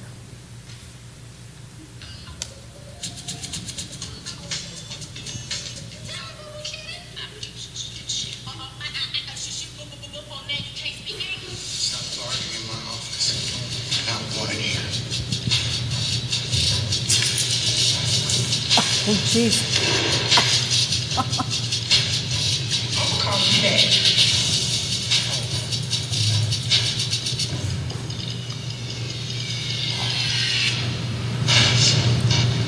Portia, get my damn shoe. Portia, get my shoe. Come in. Must have been after he was All right, for the sake of time, I can't show you all the videos in their entirety, but Cookie happens to be a popular character. I've seen the show. I'm not saying it's a good or bad show, but the premises of the show is Lucius Lyons, who was the guy that the shoe was getting thrown at. He started a record company, and correct me if I'm wrong, I don't know if anybody here watched the show. Cookie actually went to jail and did time for him while he started his hip-hop industry, or his music career, and now he's the CEO of a big record company. So the premise was it started in the streets, and now they built up this empire. And I asked, does this type of behavior influence the youth? And you saw the way Cookie, there's nothing wrong with Cookie's character, but what I normally ask the kids, how many people here have have a little bit of an attitude like Cookie? Usually, everybody has an attitude, and we just talk about it. And I say it's all right to express yourself and do you, as the kids would say, but there's a time and place for it. When you're in school and you're dealing with the staff and adults, that's not the time to display your attitude. All right, you have to develop self-control, and we just talk about different things of that nature. Now, this is not a knock on hip-hop. It doesn't matter. Hip-hop happens to be the most popular form of music, whether it's in inner city or the suburbs. This is, I'm not going to say the most popular artist, but he is very charismatic, and kids do listen to him. And if I get it to the right spot, maybe not. 20 over there would be wisdom leap a day. By the way, I just want to point out this, you cannot see your face at all on the cover of this CD. Is obscured. You can see one eyebrow, and that's it. Smoggy day. Yeah, it was cloudy out. Our mutual friend Snoop Dogg is on your album. You guys have collaborated a few times together. He claimed, I think he told me he smokes like between 75 and 80 joints a day. Do you think that's true? Yeah. And are you in that ballpark? Yeah. You are? Yeah. I mean, if you're smoking that much, can you even count to 75? I mean, really, like at a certain point, aren't you just out of it? Yeah. People hand you pot everywhere you go? Yeah, they give me a lot of different pot, but I kind of specific about the pot that I like to smoke. Oh, really? Yes, I take it with me everywhere I go. You do? Well, that's the way. And as a result, you've been arrested how many times? I mean, like 20 times, can't right? possibly smoke. All right, and the reason why we show that is because whether you like this music or not, whether you like this artist or not, he is very charismatic. Yes, he has an image to portray, and sometimes kids are easily influenced by what they see and hear. Now, with the marijuana, it's not specific to Wtby, but marijuana is one of the most abused drugs by teens. And we definitely have kids that, who we're seeing as young as middle school who are experimenting with marijuana. And normally we talk about the bad effects of marijuana, and he was saying that he smokes 70, 80 joints a day. And what I would question with the kids is like, do you think if you're smoking that much, one, that you might have a little bit of a problem? And usually everyone's in agreement. And of course, this is more for, like this video, I separate them from middle school and high school. With the high school kids, you know, some of them are advocates for marijuana, and it just sparks a debate, and I give them the facts about the negative side of marijuana. Now, you might be saying, well, why are you showing them all this stuff? This next video, even though it's in Memphis, this is what we're seeing here in Wtby.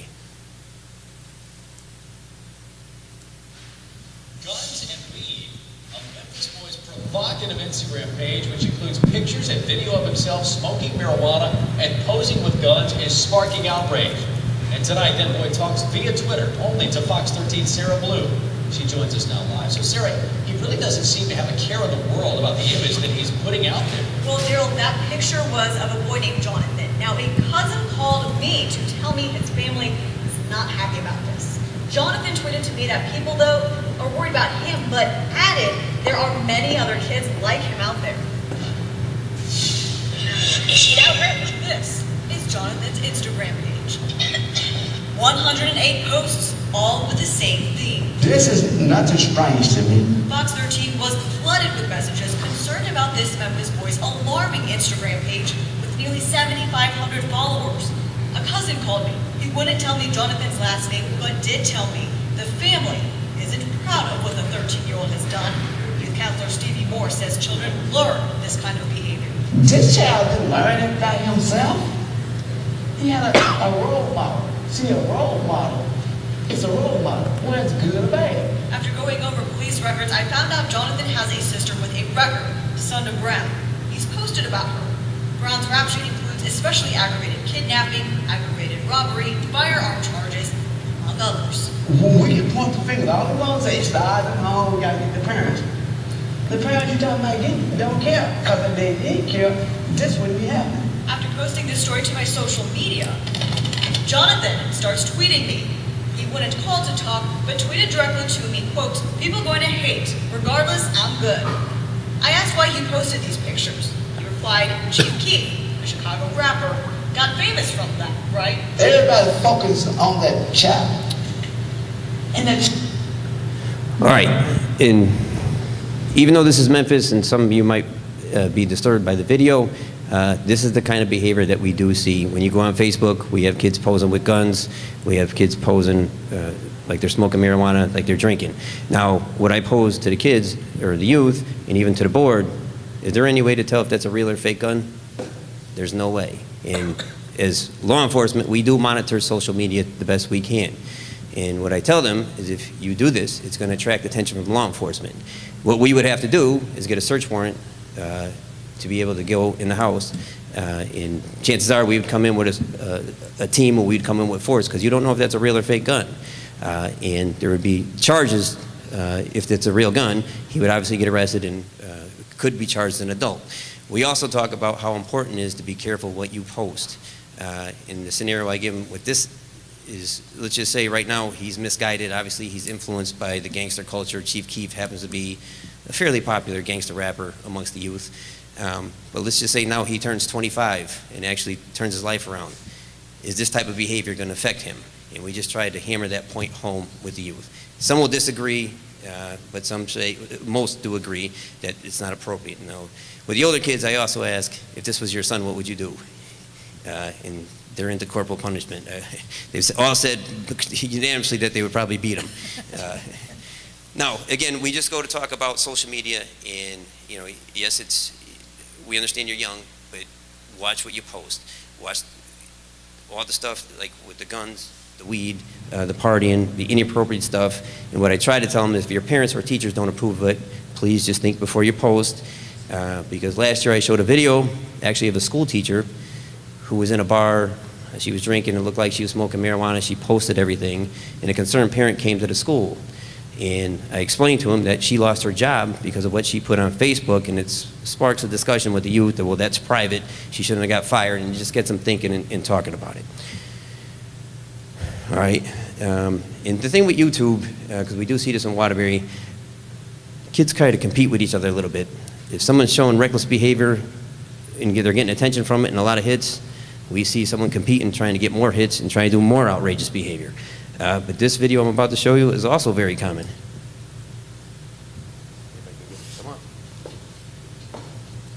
This guy posted a bunch of pictures on Facebook bragging about his drug dealing exploits, and he got him arrested, of course. Hey, I'm Jillian on Bus 16. Here we go again, another dumb criminal foiled by social media. On the right is Taylor Harrison from Port St. Lucie, Florida, who's under arrest because of the 3 photos on the left. Police say he was bragging on his Facebook page about how easy it is to sell drugs in front of cops. According to the Martin County Sheriff's Office Facebook page, the first photo was taken by Taylor next to a deputy car. The second picture is a shirtless Taylor with stacks of drugs and cash on his lap. And the third photo is from a police camera, snapped while Taylor was selling drugs to undercover cops. Taylor's bond was set for $55,500. All right. Now, again, this is behavior that we do see in Waterbury. Now, I don't want to give the impression, because I'm showing you some negative stuff, I don't want to give the impression at all that all the kids are involved in this. I'm just saying we need to be aware of it and that some kids do partake in this. Because there are kids who definitely, I'm not saying they sell drugs in school, but are definitely involved in that type of activity. I'm not saying so every kid is. It's probably a small percentage, but it is something that the board maybe should be aware about it and that the police are aware of. And one thing we talk about with drug dealing, I don't know if you guys heard it, but he was selling marijuana, and it was pretty brazen for him to behave this way. But when he got caught, his bond was set for selling marijuana at $55,000, just for selling weed. And we explained to the kids what bond means. And from my experience with drug dealing, it's nothing more than playing a game of tag. And because kids are with this, I don't snitch, I don't talk to the police. I'm like, yes, okay, that's the behavior a lot of these people that have this gangster image have. But as soon as they're behind closed doors and none of their friends are around and they want to get reduced time, this is the one that's doing this, this is the one that's doing this, they snitch on everybody. And with drug dealing, you're not going to know who snitches on you, because what happens is you don't know who's working for the police. These people that look like they're drug addicts could be informants for the police. They go in, you don't know, you think that it's safe to sell to these people or to whoever you're selling to, and before you know it, you're getting arrested and you're starting to develop a criminal record. I don't know if this is factual or not, but for my career, most of the people that were involved with narcotics, as they got older, started using their product, and a lot of drug dealers end up becoming drug users. All right. You guys, I'm not getting any reaction. It's supposed to be interactive, so I feel like I'm just talking to a blank screen here. This is tough. You guys are tougher than dealing with the kids. All right. Nothing to relate to? Okay. All right. And listen, I'm not here to offend anybody. And again, I want to hit home that I'm not saying this is every kid's involved in this activity, because it's not like that, okay? Now, here's something that's very common. We do have a problem with young girls, like 12, 13, who date people that are much, much, much older. I'm talking 19, 20, 20 years old. This one particular video I'm about to show you is a girl who's middle school age. She kept on putting up fake profiles, and she was attracting the attention of older men. The mother did the appropriate thing, took away her Facebook, took away her cell phone, none of it was working. You may have saw this, but watch what the mother did. New at 6, a Denver mom is getting attention from millions online. In fact, I posted this on my Facebook page. Had to watch this whole video. You have to see it to believe it. She made this video to punish her daughter for an inappropriate Facebook profile. Are you 19? No, you're 13, right? And are you a freak? Does your Facebook page say you're a freak? This goes on and on and on. Some are calling her Mom of the Year. Others say she went too far.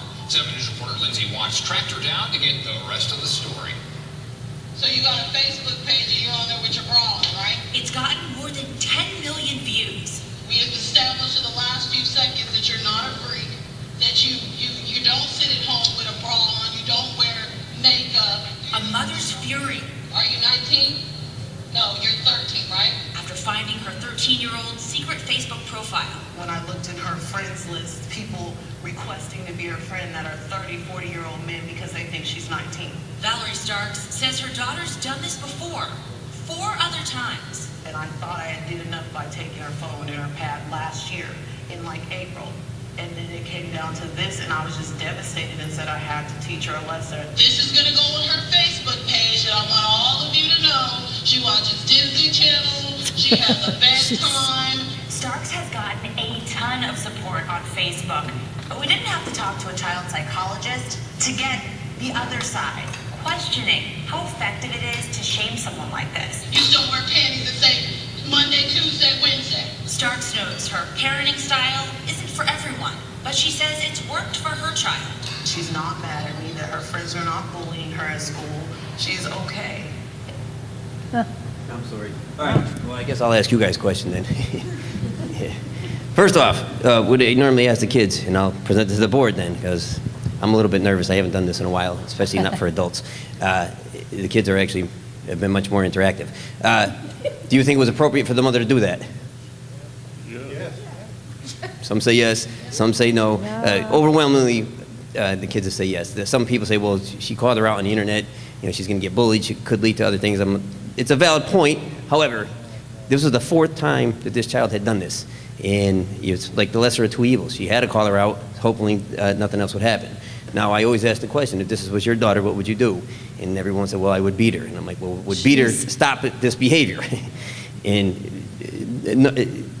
we do see things like this. I'm not an advocate for beating kids, but a beating's not going to stop this type of behavior. You know, I think at some point there might be an underlying reason why she keeps doing that. She's obviously seeking attention and so forth. So I guess I would think that there might be something else going on there. You're for pretty her to deep. continue This that. is your part. I'm more simple.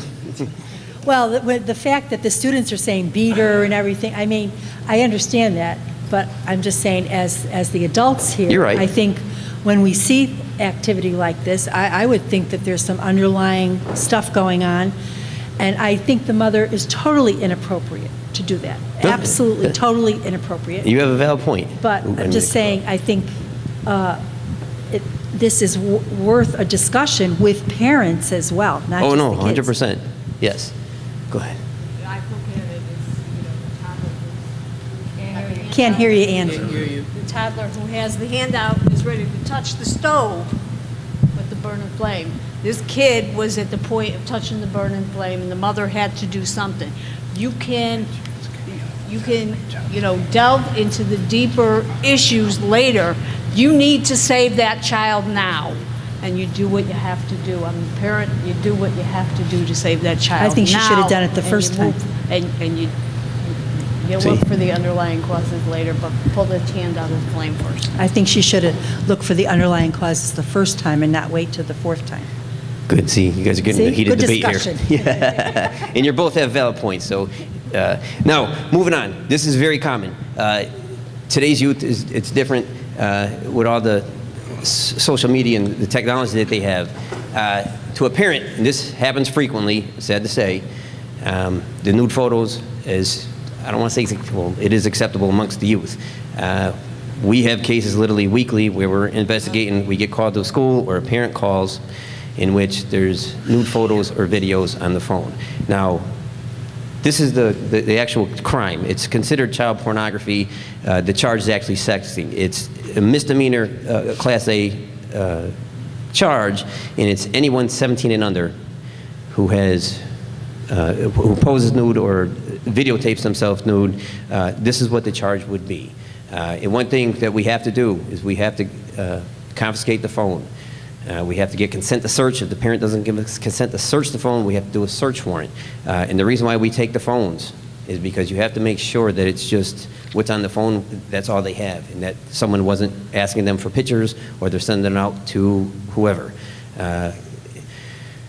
There have been cases where, because these kids, they connect online, they play video games, and little by little, they start making friendships, and people start asking, they start to develop a rapport with them and want you send me a picture, then I'll send you a picture, and then before you know it, it's out of control. And it's not always, I don't want to make it sound like it's just a sexual predator on the other end, but that is a possibility. A lot of times it's just classmates and each other sharing photos. This happens quite often. I'm going to, because we're running a little bit late, and there's other videos that I probably think might be better off for you. This was just one of the schools, they were 16, they had all kinds of photos. The police came in, did an investigation, and they ended up making arrests for the video content. It was all nude photos that they had sent out. One of the things that we investigate a lot is, I was talking about the, well, let me show you this first. Like I said before, we do have a problem. And I'm not saying every girl is involved in this, but younger girls dating people that are much older than them. Sometimes, most of the times the parents don't know, but sometimes they do. And just watch this quick video. If I get it at the right time. And this is more, I gear this toward the boys and girls. The younger ones, the girls, as they get older in high school, I'm like, boys, imagine you're this boy right here, because this could happen. If I can get it to play.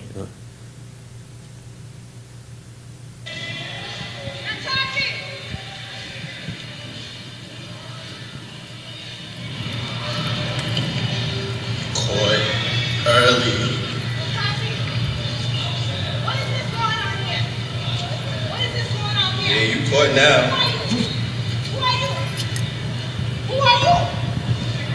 You told me you was going to dance class. What is this? You up here? Who are you? Who are you? How old are you? You're 21 and how old do you think she is? She's not 18, she's only 14. This is my daughter, you understand?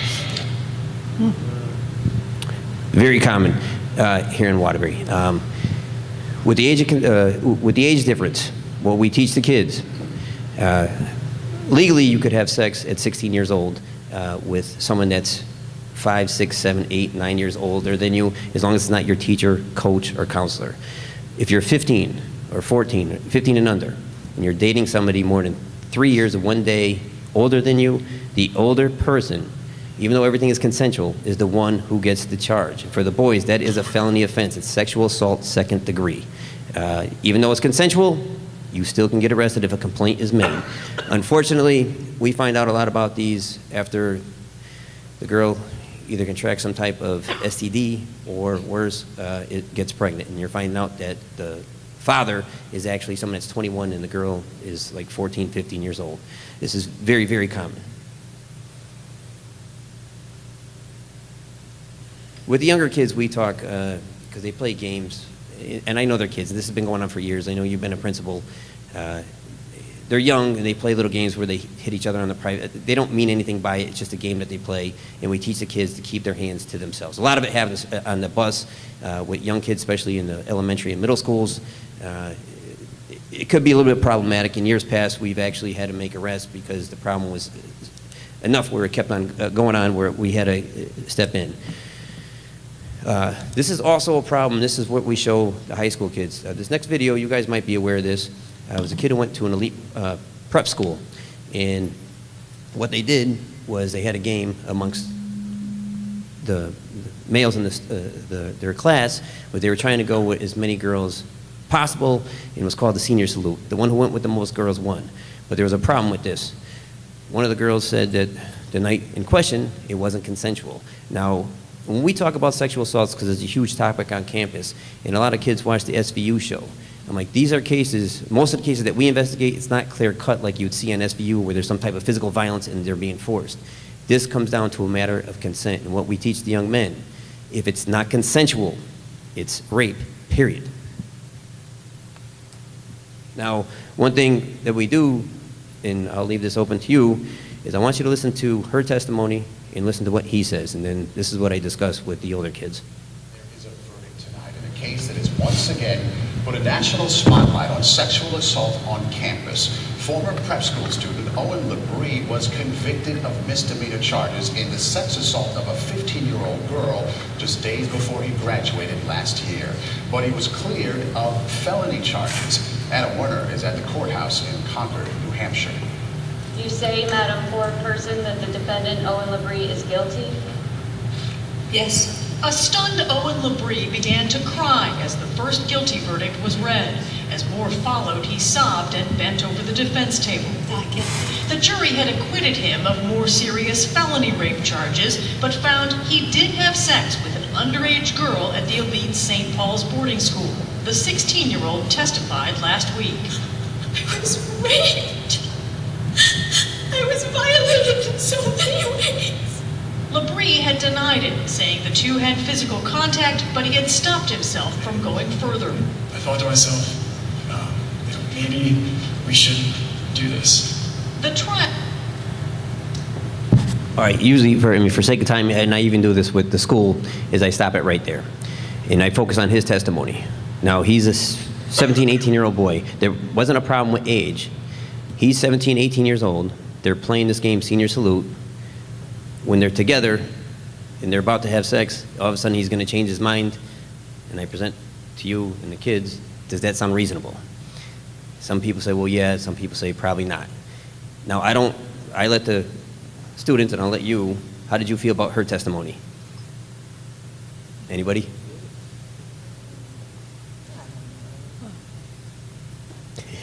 That's what we get. We get a lot, and again, I don't want to try to,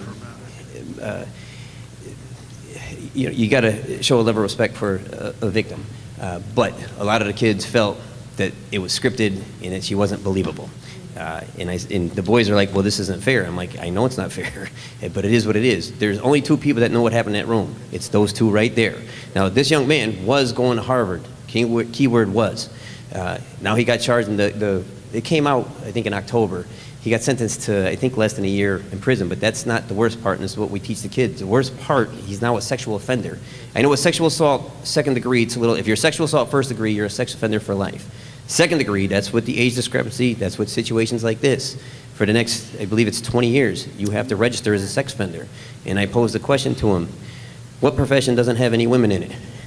No one could think of it, and maybe the NBA. I'm like, okay, I'll give you that one. Or a professional athlete. Even though he comes from a well-to-do family, even though I'm sure he's probably going to go to college somewhere, where is he really going to get a job? Who is going to employ him? Well, it's going to, I shouldn't say who is going to. Maybe people will give him a second chance, but it's going to be very difficult being a sex offender to work in any profession that you could think of, because there's women that work in every profession. And it's just something for the kids to think about. Now this one, what I posted to the youth, and I guess this is appropriate, and this is where Dr. Bracey's now going to help me out. This was said back in 2007, Dr. Julie. I can't play the whole thing, I only play a portion of it. And I asked the youth if they think they get away with a lot of stuff. And at first they say no, but then when it comes down to it, they're like, yeah, we get away with a lot. Because I'll give them an example, like what happens in school, like if you are skipping class or have your hoodie on, they'll be like, well, we get a warning. I'm like, what happens the second time? Well, we get a warning. What happens the third time? I got to go to see Mr. Bowles or whoever it is. I'm like, what happens? So they get the idea, and I'm like, do you see where I'm getting at? They're like, all right. Now, unfortunately, this does affect the behavior that comes in school, and I have to get this to the right. I might have to skip this one. Nope. Now, again, this was said in 2007, and I happen to agree with what she says. Look at that. And if one of the things that we would learn to do, they did a grand thing when they took that discipline away from us, because when they made our parents afraid to discipline the children, then what happened? We found out that the teachers were afraid of the principals were scared of the superintendent was scared of the school board was scared of the parents were scared of the children, and the children ain't scared of nobody. All right. Unfortunately, I mean, I'm not saying it's like this here, but to an extent, it is a little bit, okay? And here's where I'm going to need some help. This is what leads to students in arrest, and I know this is a hot topic, and I do want to say that the police department, we're not quick to arrest, even though, yes, we have the higher numbers out of anybody in the state. I understand that. But there is a protocol that is followed. It's not the police are the first person to be there, and I want to just clear up some misconceptions that people may have. Because I know in the past they thought that the cop was being used as a disciplinarian. And let me just say, when we first started, it was a work in progress. I'm not going to say it wasn't.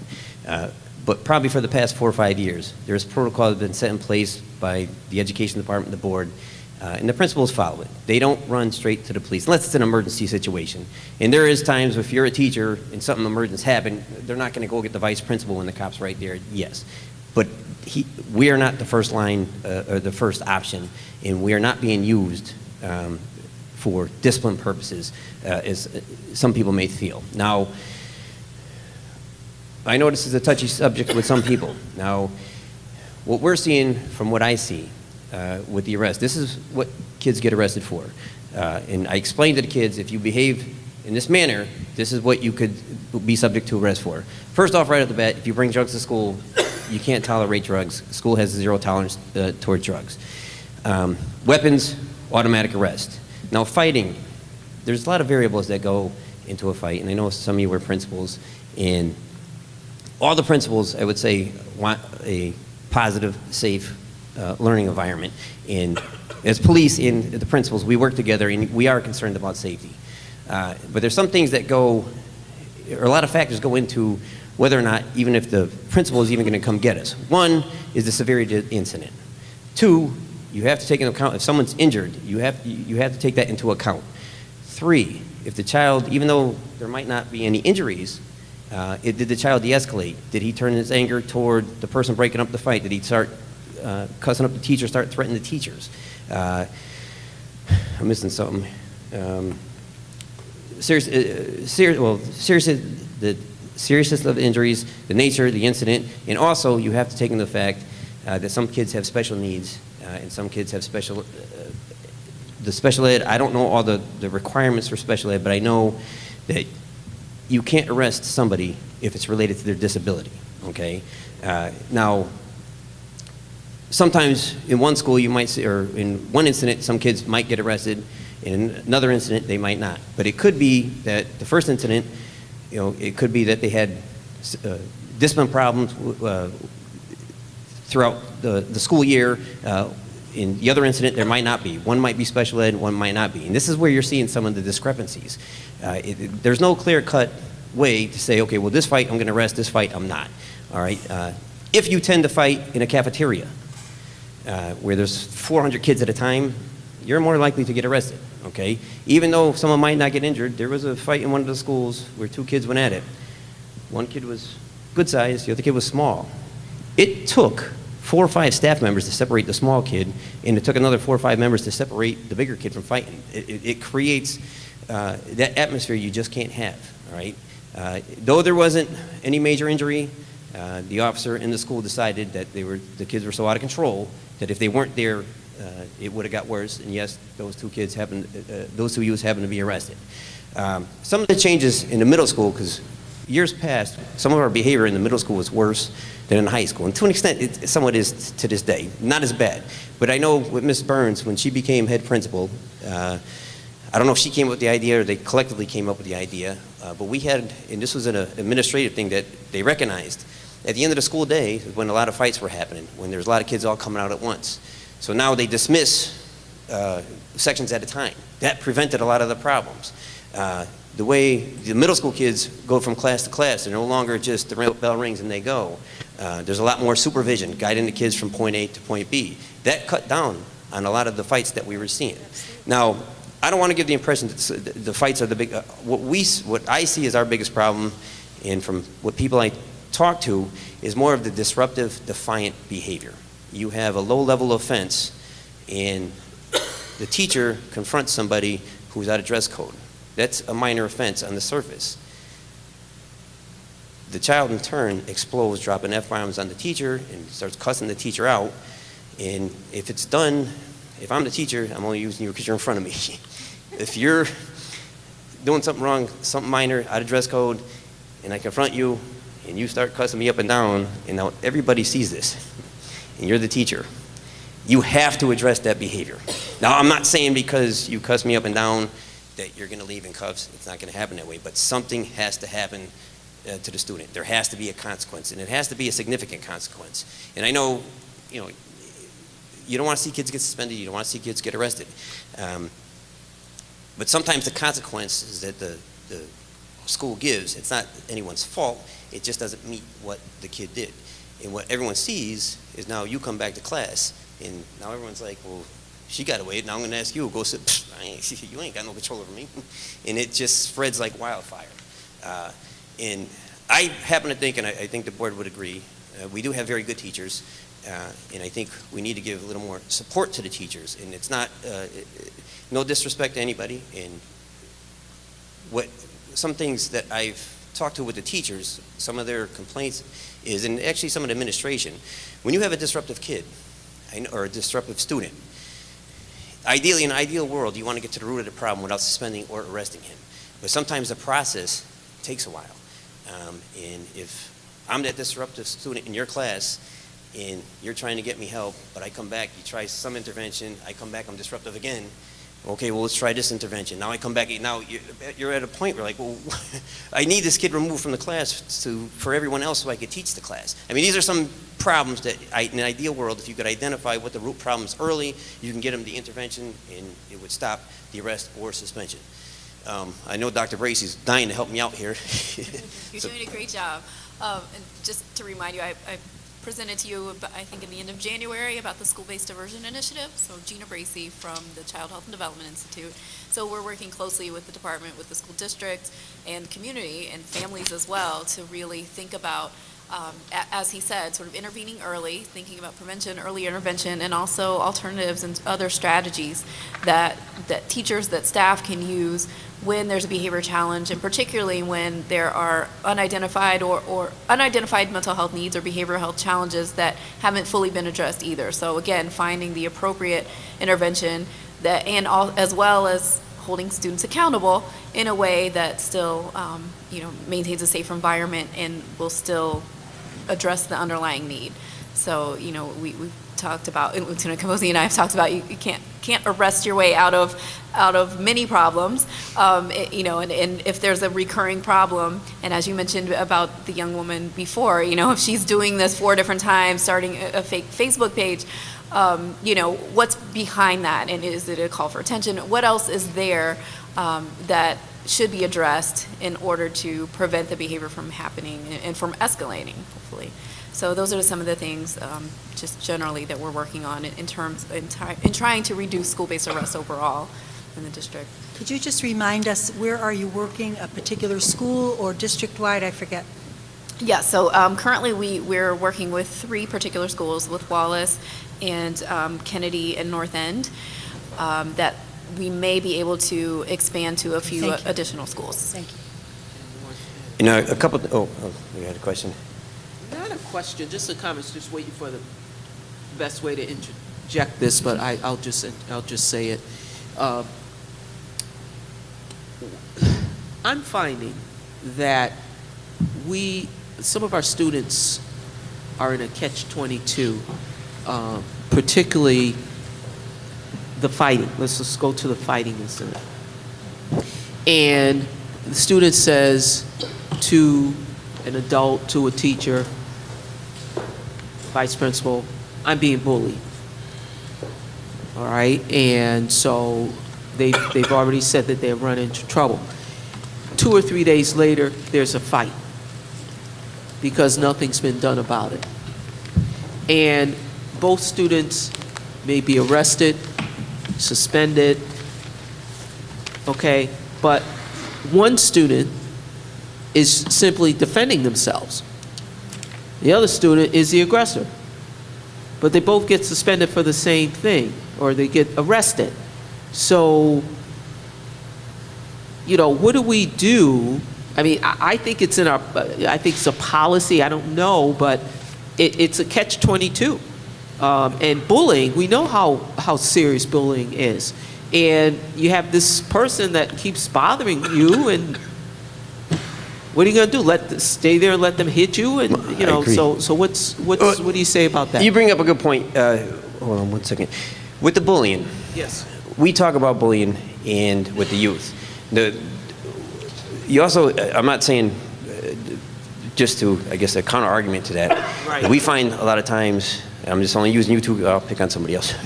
I'll use you two. You guys get into a fight. The 2 troublemakers. Yeah, 2 troublemakers. And all of a sudden, Mr. Thornton is like, well, he's picking on me, you ain't doing nothing about it. And I'm like, well, when was he getting, you don't bring it up to the point where now you're getting arrested or suspended. Now all of a sudden you're saying, well, I was getting picked on. Some kids use that because they're going to get out of trouble. Now, there are times, and it does happen, where Teacher Harvey, listen, I have a problem with Daria, and you're trying to address the problem, and you tell, okay, you guys leave each other alone. And I understand what you're saying. he's picking on me, at some point I'm going to defend myself, or if I'm picking on him, he's going to. But there you have to have a good investigation. It's a combination of the school and the police, all right? Because everyone's going, when they get arrested, it's funny. If I interview him, I wasn't doing nothing. He came up, started me, punched me in the face. What happened? I was minding my own business. He came up to me, started on me, and he hit me first. You're like, well, where do you go from here? You don't know. It's hard to tell who's telling the truth. And there you'd have to see, okay, well, was there prior complaints made? Who could stand by Mr. Theriot? Who could stand by what this person's saying? So it is difficult. And listen, I had another video from before where a kid was getting picked on. I don't know, you guys probably seen it. It was in Australia. The little guy was picking on the big guy, and the big guy finally just picked him up and body slammed him. I don't know if it was a few years ago. And I showed that to the kids. And I understand at some point there is self-defense, but those investigations are hard. Now, there's an investigation going on right now. It's amongst two girls that happened. A fight started in school, they got suspended, and they carried outside school. I had a mother call me saying, listen, this girl came to my house and jumped my daughter. We went to the other side. No, this girl over here came to jump my daughter. We're like, and there's video. There is some video, but in the video, it looks like everybody's fighting. You can't tell who's doing what. Right. And it is hard. So I don't know if I'm answering your question, but the only thing you can do is do a thorough investigation to determine. When it comes to suspensions, like, we don't have control over that. And the one thing I will agree with you, arrest and suspension, that's an issue probably for you guys. Okay. But go ahead. Okay, yeah, see, there were two cases that I'm aware of that it was very clear. See, if we don't document the thing, if we don't document it, then we can't go back and investigate. Right. So it's important for, if a child says, this person is bullying me, or this person is, or, bullying we use it for a lot of things, but this person, this is picking on me, whatever, and we don't document it, and then all of a sudden something, a fight breaks out. You're right. You know what I'm saying? And so, but see, the consequence is that we have two kids that are arrested when maybe only one should be, or one should be suspended, because one did say this was happening. So I'm just I understand. throwing that out there, because yes. I don't think that we should be arresting our kids if they're defending themselves. I would agree with that. Like I said, usually we don't just come in and say, okay, these two kids are fighting up, no questions asked, you're both fighting, you both had something to do with it, you're under arrest. Usually there is, and I don't know which situation you're talking about, but the only thing I can present to you is if someone's being mistreated, just please give us a call so we could further investigate, even though it may be initially, because you don't know what they're telling the police initially. And he's going to arrest based on what people are telling him, what evidence he has right there. But you could find out afterwards, okay, well, maybe, you were right. And then we can contact the court, then we can contact the school, and we could work around it. Okay. All right? So just keep that in mind. All right. Because Thank you. it is very hard to investigate those situations, because sometimes you never know who's telling the truth. And also with bullying, the other factor, that if I'm jawing at Mr. Theriot, and you're jawing back at me, are you really afraid of me? You're going to go tell someone, oh, he's picking on me, but yet you're part of the problem. And we see that a lot. Some kids saying, I'm getting bullied, but yet they're not removing themselves from the situation. And then you run into well, I didn't want to tell because I don't want to look like a snitch. Everyone has every excuse in the world. But you have to document it, and it definitely does have to be addressed. But at any time you run into a problem where you disagree with the police action, just please give me a call, and we'll look into it. Okay. Thank you. All right, no problem. Now, this one's just rather... 5 more minutes. Oh, listen. I'll just say one thing in reference to Commissioner Harvey's situation. You can actually get these two kids that are fighting, and you can get 3 witnesses here and 3 witnesses here. You're going to get 6 different stories about what happened. Yeah. I used to leave the kids in the room alone, listen at the keyhole to what really happened.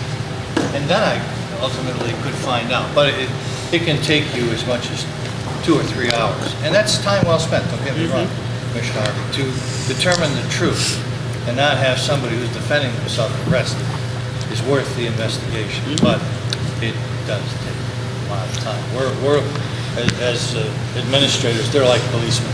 They're constantly weighing Right. scales. Right. So it's a very difficult task. I would just quickly add that the introduction of restorative practices into the school is another way to sort of address that as well, and thinking about building the relationships and restoring the relationships between students, again, to be more preventive and proactive so that you don't continue that, after maybe they both get arrested, they come back and it's still happening.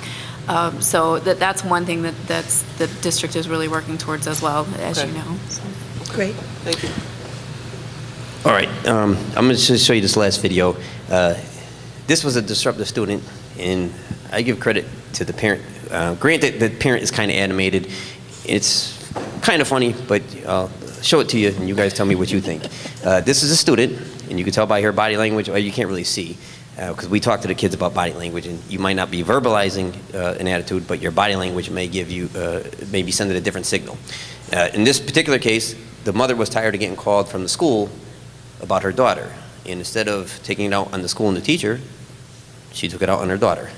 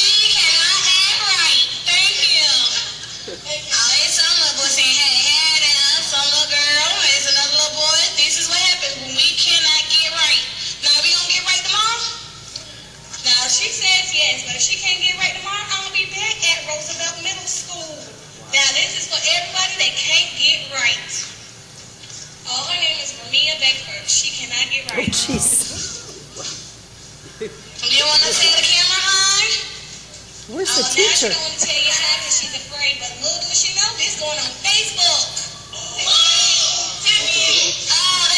Everybody gonna see how you cannot get right. All right. We have a visitor's policy. Yeah. Yeah. Anyways, I want to thank you for your time. Thank you. And this is, again, just to open up lines of communications, just to show you what some of the things that we're dealing with. Great. And I also just want to let you guys know, when it comes to arrests, we're always looking for alternative means. And we do have a program called Project Safe Neighborhood, where a kid is removed actually from the school, but they're not sent to court. We also have the JRB, and so we do a lot, and we give kids a lot of chances. But again, it's a work in progress, and thank you for your time. Thank you. Thank you.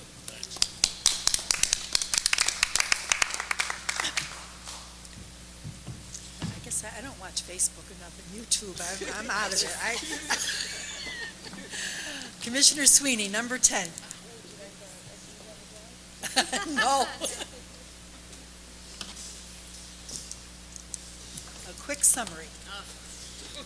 We could read, so just.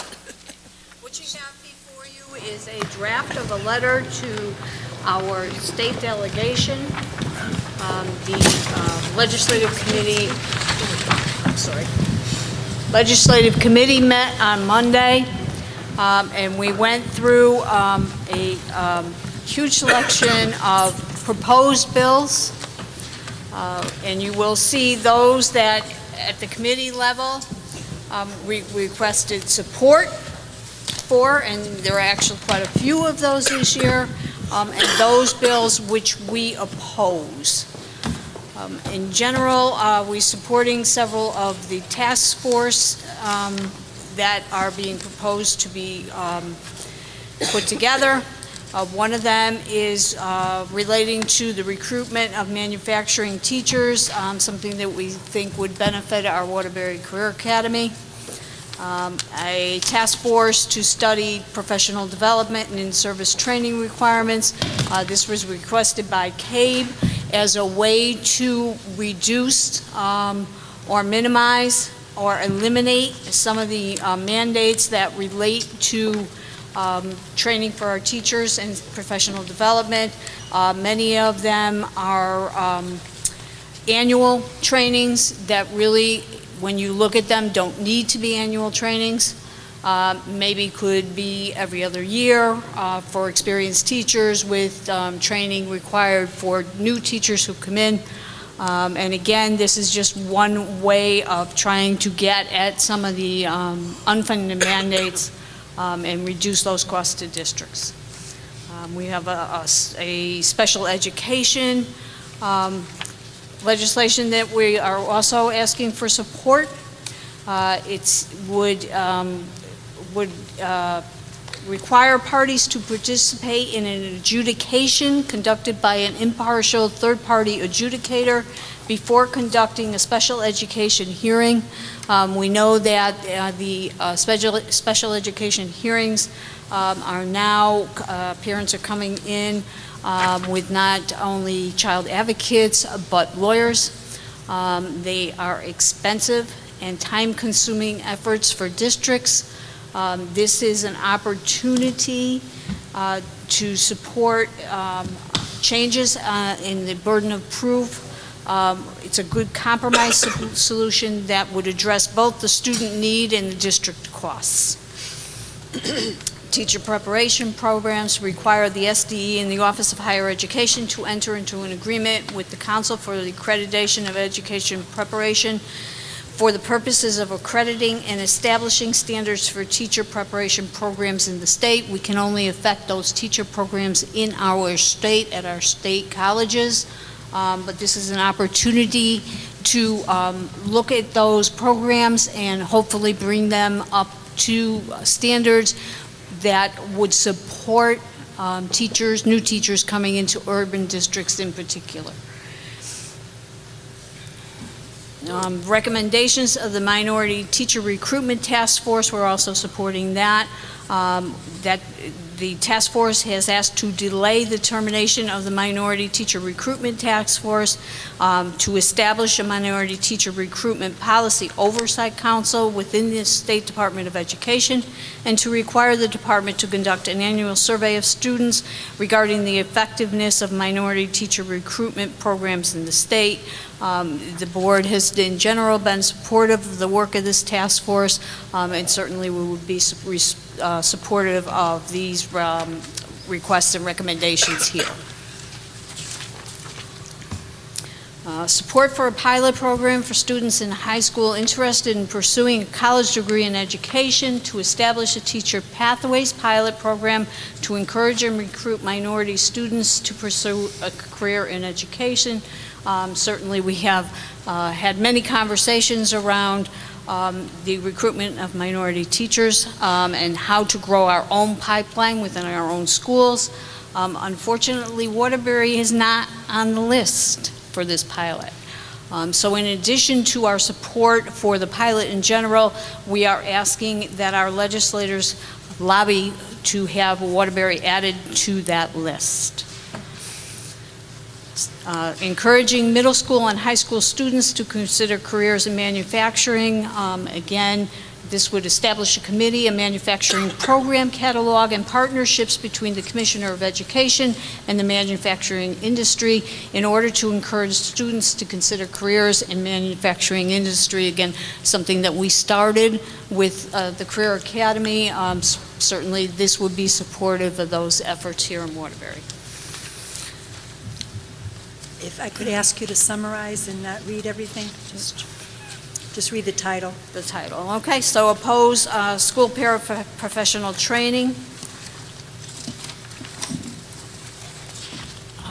Oppose private school transportation. This is a new bill to require districts to pay for transportation to private schools outside of their district. Oppose requiring the installation of seat safety belts on school buses. This is a new bill that's come around a few times. Opposed, there are some changes to the Commissioners' Network schools. I would point out on this one that the bill would give control of individual schools to the State Department of Education. The bill requires a panel comprised of parents, teachers, and members of the immediate community, but leaves out the School Governance Council, which now is a part of the panel at the local level. Oppose local or regional boards of education, exclusive bargaining representatives and members of the teaching profession to allow Board of Ed to agree to exclusive bargaining representative to require the Board of Ed to pay the annual service fee. Essentially, this would make the payment of dues, transfer that to the Board of Ed instead of the employee, particularly costly mandate. Local Board of Education budgets, this is to require financial audits at least annually. We already do that. We don't need a mandate to require us to do that. And those are the ones that we have included. We did discuss also a bill that relates to the exclusion of student performance. We had a discussion, Representative Butler was there with us. He had some interest in Raise Bill 380, and we had discussed it, but we had discussed it in the realm of the inclusion of participation rates on testing.